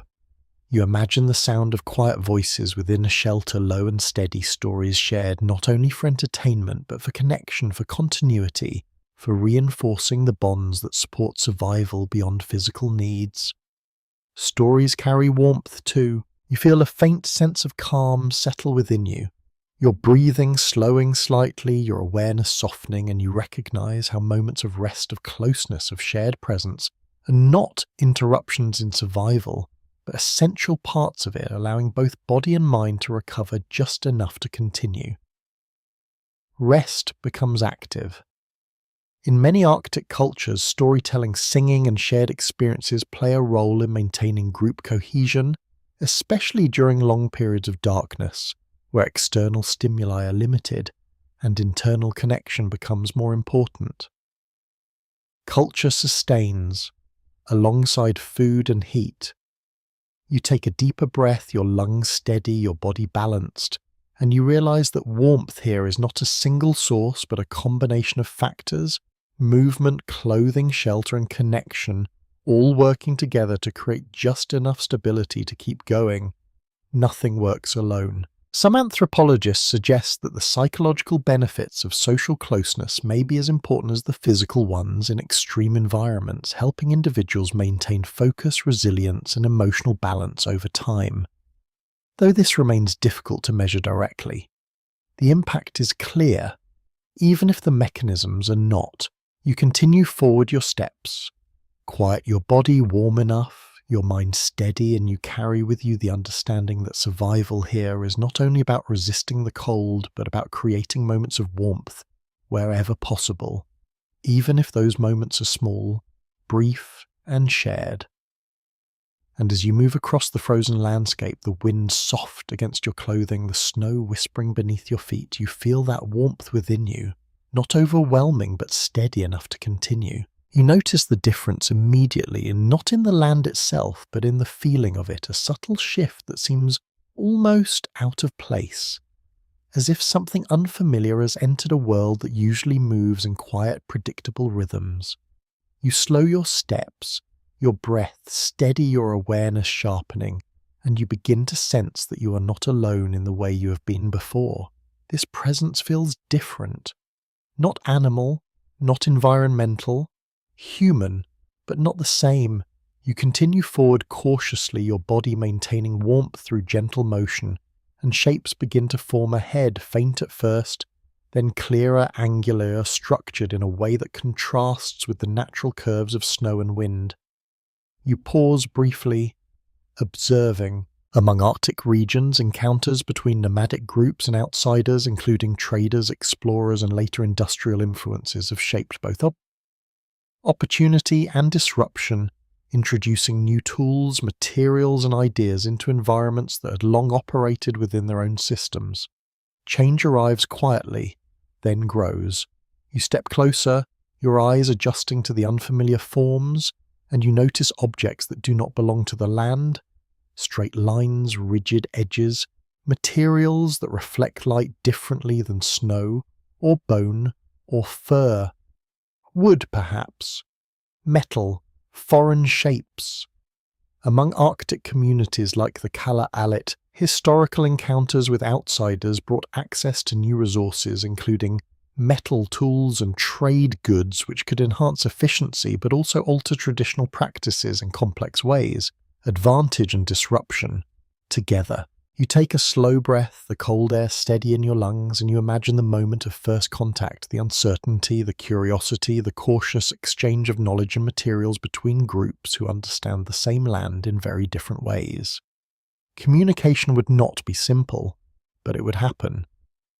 Historians generally agree that trade networks developed across Arctic regions over time, connecting distant communities and introducing new materials, though some researchers still debate the extent to which these interactions reshaped traditional lifestyles versus being selectively integrated into existing systems. Adaptation varies. You stepped around one of the unfamiliar objects, your boots pressing into the snow, and you notice how it disrupts the natural flow of the landscape, creating small drifts where wind gathers differently, altering patterns that would otherwise remain smooth and continuous. Even presence changes the land. You feel a quiet tension, not fear but awareness, recognizing that new elements, while potentially beneficial, also require adjustment, learning, and sometimes compromise within systems that were already finely balanced. Nothing remains untouched. You continue moving your pace steady, and you begin to consider how Arctic nomads might evaluate such encounters, weighing the usefulness of new tools against the reliability of traditional methods, deciding what to adopt and what to preserve. Choice becomes critical.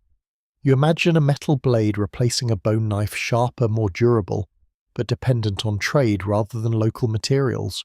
Efficiency increases, but independence shifts. You take another breath, your awareness layered, and you realize that survival here is not only about adapting to the environment, but also about adapting to change itself, integrating new elements without losing the knowledge that has sustained life for generations. Balance must be maintained. Some anthropologists suggest that Arctic communities demonstrated remarkable flexibility in incorporating external influences while preserving core cultural practices, while others argue that the long-term effects of outside contact led to significant transformations that cannot be easily reversed. The outcomes differ. Across regions, you pause briefly, not stopping just enough to let your body settle, your warmth steady, and you look once more at the unfamiliar shapes around you, recognizing them as part of a broader story, one that extends beyond the immediate landscape into history, exchange, and connection across distances far greater than this frozen plain. You begin to move again, leaving the objects behind but carrying their presence with you, understanding that even in a place defined by isolation, the outside world can still reach in quietly, gradually changing the rhythm of survival in ways that are not always visible at first. And as you continue forward, the snow whispering beneath your steps, the wind soft against your clothing, you feel that shift lingering, a reminder that survival is not only about enduring what is, but also about navigating what arrives. You begin to notice it in ways that are almost too subtle, to name small inconsistencies in the land, slight changes in texture and timing, in the behavior of things that once seemed predictable, as if the environment itself is shifting beneath a surface that still appears familiar. You slow your steps, your breath steady, your awareness sharpening again, because these changes are not immediate threats, but they carry a quiet weight that feels just as important. Something is different. You cannot always see it clearly, but you feel it. Among Arctic nomadic communities, including groups like the Inuit, long-term observation of the land has revealed gradual changes in ice formation, animal migration patterns, and seasonal timing shifts that may seem small at first, but accumulate over time into something more significant. Patterns begin to drift. You walk forward, your steps steady, and you notice how the snow beneath your feet feels slightly different in places, less consistent, more variable, as if the conditions that shape it are no longer following the same rhythm they once did. Subtle but present. You take a slow breath, the cold air brushing your lungs, and you realize that survival here depends not only on understanding what the environment is, but also on recognizing when it begins to change. Adaptation must continue, even for those already adapted. Historians generally agree that Arctic environments have experienced natural fluctuations over long periods, though modern researchers emphasize that recent changes appear to be occurring more rapidly than many traditional patterns would suggest. The pace matters. You glance toward the horizon, noticing how the faint glow seems slightly different, perhaps only your perception, perhaps something more, and you consider how even light temperature and seasonal cycles may shift in ways that affect everything else.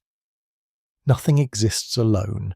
You continue moving your body steady, your awareness expanding, and you begin to understand how knowledge that once guided survival must be continuously adjusted, tested against new conditions, refined again and again as the environment evolves.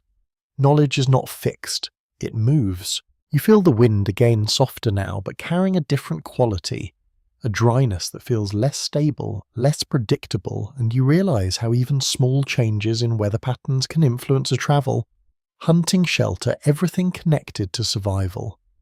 Change spreads outward from small beginnings. Some anthropologists suggest that Arctic communities have shown remarkable resilience in adapting to environmental shifts, drawing on deep cultural knowledge to adjust practices as needed, while others warn that the speed of recent changes may challenge even the most well-adapted systems. The future remains uncertain. You take another step, then another, your body maintaining warmth, your mind engaging, and you begin to feel a quiet respect for the complexity of this environment. Not as something static, but as something constantly in motion, shaped by forces both visible and unseen. You cannot rely only on what has always been. You must observe what is becoming. You pause briefly, not fully stopping, just enough to let your awareness settle, and you notice again the subtle variations around you, the way the snow gathers differently, the way the air feels slightly altered, the way the silence carries a different tone. These are small signals, but they matter.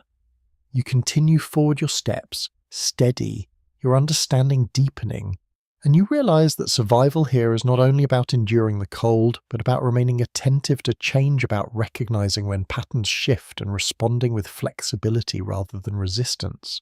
Adaptation never ends, and as you move across the frozen landscape, the snow whispering beneath your feet, the horizon stretching endlessly ahead, you carry that awareness with you, that even in a place that seems timeless, change is always present, quietly reshaping the path beneath you.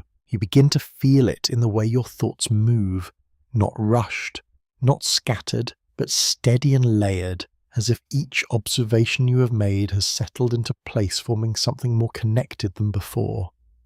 You keep walking your steps, even your breath calm, and you realize that what you are carrying now is not just experience but memory shaped into understanding. Knowledge here is never written down, it lives differently. Among Arctic nomadic cultures, including groups like the Evenki knowledge, is passed through storytelling, demonstration and repetition, forming a continuous thread that connects generations without the need for books or formal records. Memory becomes structure. You slow slightly, not from fatigue, but from reflection, noticing how each skill you have encountered reading, snow, managing, warmth, navigating without landmarks exists not as isolated lessons, but as part of a larger system woven together through shared experience. Nothing stands alone. You take a slow breath, the cold air steady in your lungs, and you imagine how stories might carry this knowledge, not as instructions but as narratives filled with detail, context and meaning, allowing listeners to absorb information in a way that feels natural and memorable. Stories endure, you continue forward, your awareness steady, and you begin to understand how repetition reinforces memory, how actions performed again and again become instinctive, reducing the need for conscious thought in moments where quick decisions matter most. Practice shapes response. Historians generally agree that oral traditions have played a crucial role in preserving survival knowledge across Arctic cultures, though some researchers still debate how consistency was maintained over long periods, especially when environmental conditions changed and required adaptation. Memory evolves. You notice the sound of your steps again, the soft crunch beneath your boots, and you realize how even this simple rhythm contributes to learning, reinforcing movement patterns that conserve energy and maintain balance across uneven terrain. Learning is constant. Even now, you shift your weight slightly, your body adjusting automatically, and you recognize that many of these responses no longer require deliberate thought. They emerge naturally, shaped by repeated exposure and quiet correction over time. Instinct builds slowly. You take another step, then another, your mind calm, your body steady, and you imagine how knowledge might be shared within a group, not through formal lessons but through observation, correction, and participation, where younger members watch, imitate, and gradually take on more responsibility as their understanding deepens. Learning is shared, not assigned. In many Arctic cultures, storytelling also serves to preserve history, values, and identity, connecting individuals not only to practical knowledge, but to a broader sense of belonging within a long chain of experience. Knowledge carries meaning beyond survival. Some anthropologists suggest that oral traditions may offer advantages and flexibility, allowing knowledge to adapt more easily to changing conditions, while others argue that the lack of fixed records can lead to variation and potential loss over time. Both perspectives hold weight. You pause briefly, not fully stopping, just enough to let your thoughts settle, and you notice how your understanding now feels less like a collection of facts and more like a way of seeing, a perspective that shapes how you interpret everything around you. You're not just learning, you're changing. You continue forward, your steps steady, your awareness clear, and you realize that survival here depends not only on what you know, but on how you carry that knowledge, how you remember it, how you apply it, how you pass it on.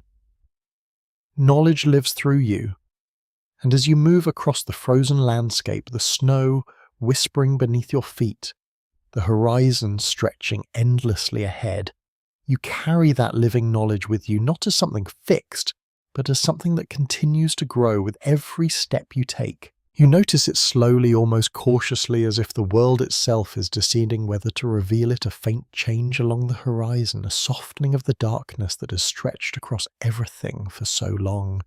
You keep walking, your steps steady, your breath calm, and at first you wonder if it is only your perception shifting again, another subtle trick of light against snow. But it grows, gently. The edge of the sky begins to carry a pale glow, not strong, not sudden, but present in a way that feels different from the dim, constant light you have known until now. The sun is returning, not fully, not yet, just a suggestion. Among Arctic nomadic communities, including Groups like the Inuit, the return of the sun after the long polar night holds deep significance, marking a shift not only in light, but in mood, activity, and the rhythm of life itself. Light changes everything. You slow slightly, your awareness drawn upward, watching as the glow expands, stretching along the horizon, bringing with it a faint warmth that you feel less on your skin and more in your perception, a subtle lift that seems to touch everything around you. The snow reflects it softly. The sky responds. You take a slow breath, the cold air still sharp, still present, but now carrying a different quality, as if something has shifted within it, something that signals change, even if the temperature remains the same. Light carries weight. You continue forward your steps, quiet, and you notice how the landscape begins to reveal more detail, shadows forming where before there was only flatness, contours emerging, shapes becoming clearer, giving depth to a world that had felt almost two-dimensional in the long darkness. Depth returns. You feel it in your awareness too, a slight sharpening, a renewed sense of orientation, as if your mind responds to light in ways that go beyond vision alone. Time begins to feel different again.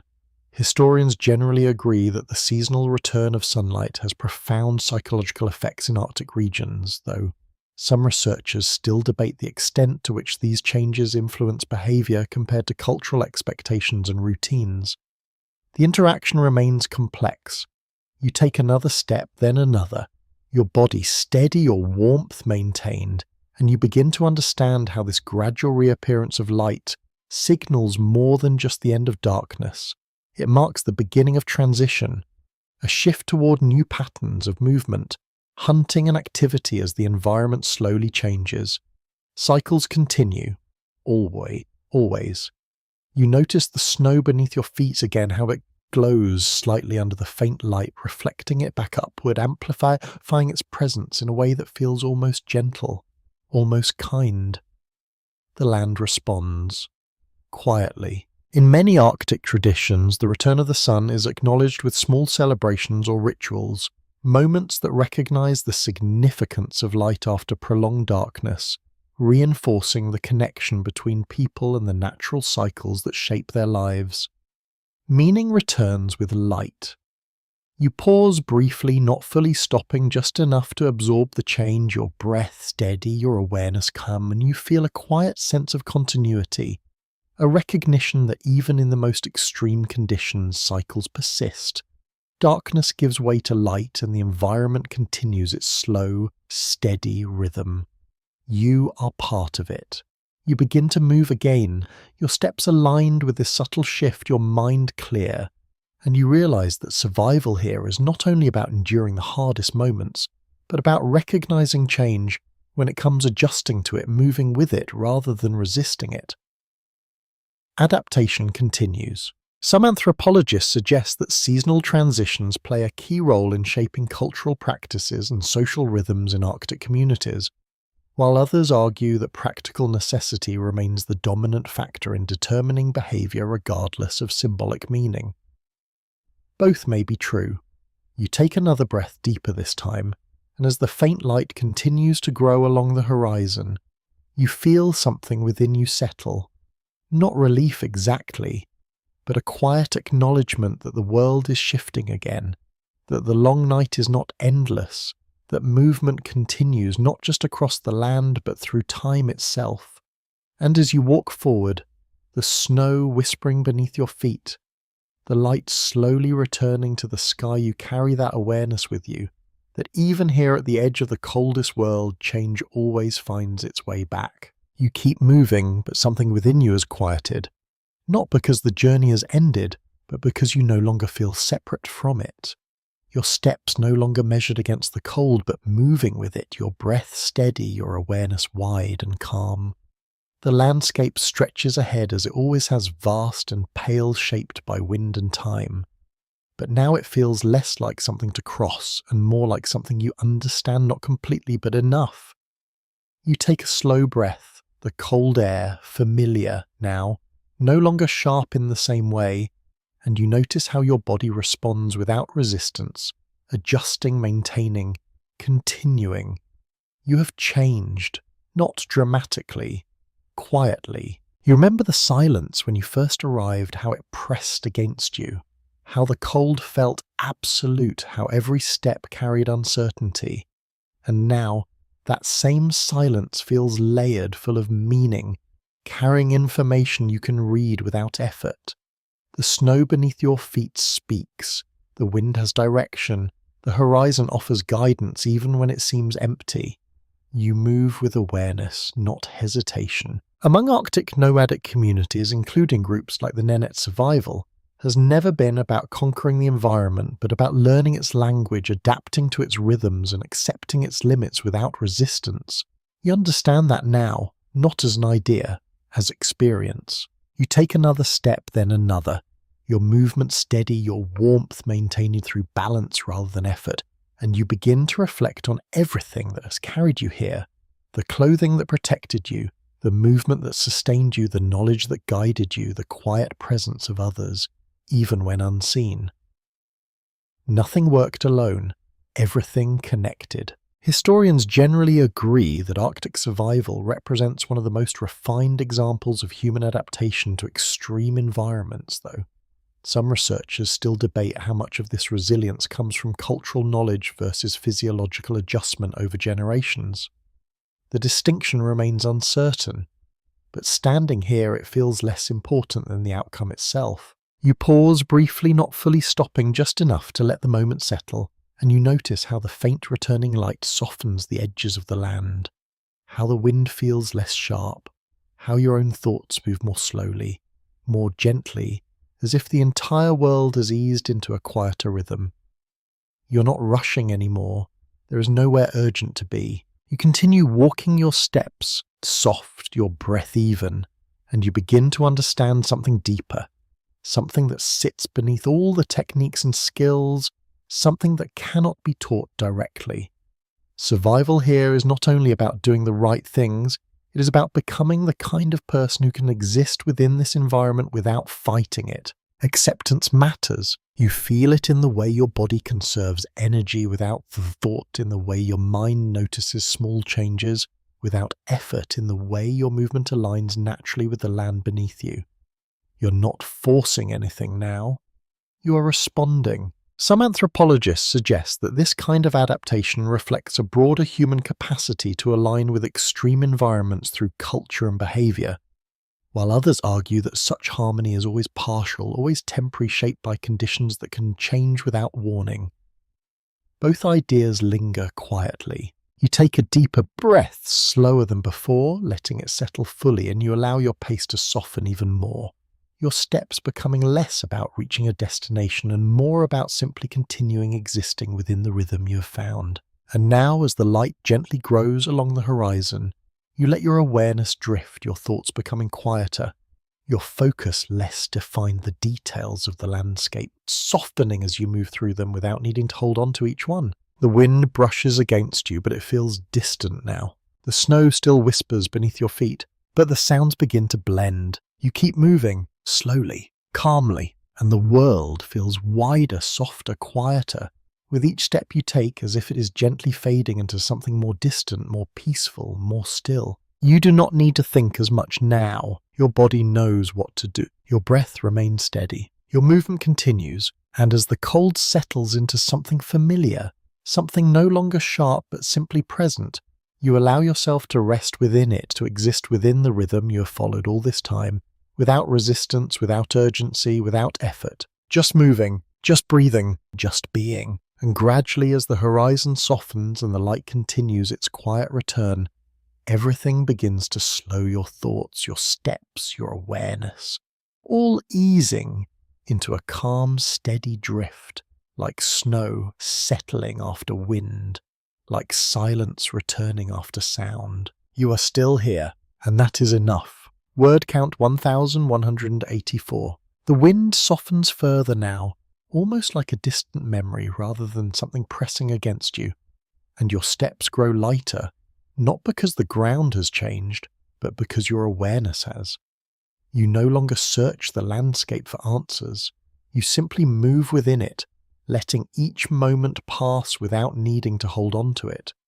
Your breath becomes slower, deeper, settling into a rhythm that feels natural, unforced, like it belongs to this place as much as you do. The light along the horizon lingers soft and gentle, never demanding attention, just existing quietly like a presence you can rest beside without effort. The snow reflects it faintly, creating a calm glow that seems to stretch endlessly without beginning or end. There is no urgency here, no need to hurry. You feel your body relax further, your muscles releasing the tension they once held, your movement becoming almost effortless, guided more by instinct than intention. Even the cold feels softer now, not because it has weakened, but because you have learned how to live within it. Your thoughts begin to drift slowly, like snow falling through still air. You notice less, you hold less, and that is okay. The land continues around you, unchanged, steady, patient, and you move within it, without needing to question or analyze, simply existing in the quiet balance you have found. Your breath remains steady, your steps remain soft, and little by little everything fades into a calm, gentle stillness where the cold, the light, the silence and your own presence blend together into something peaceful, something quiet, something that carries you gently forward or perhaps allows you to rest exactly where you are. There is nothing more you need to do, nothing more to figure out, just this moment, soft, still, endless, sweet dreams.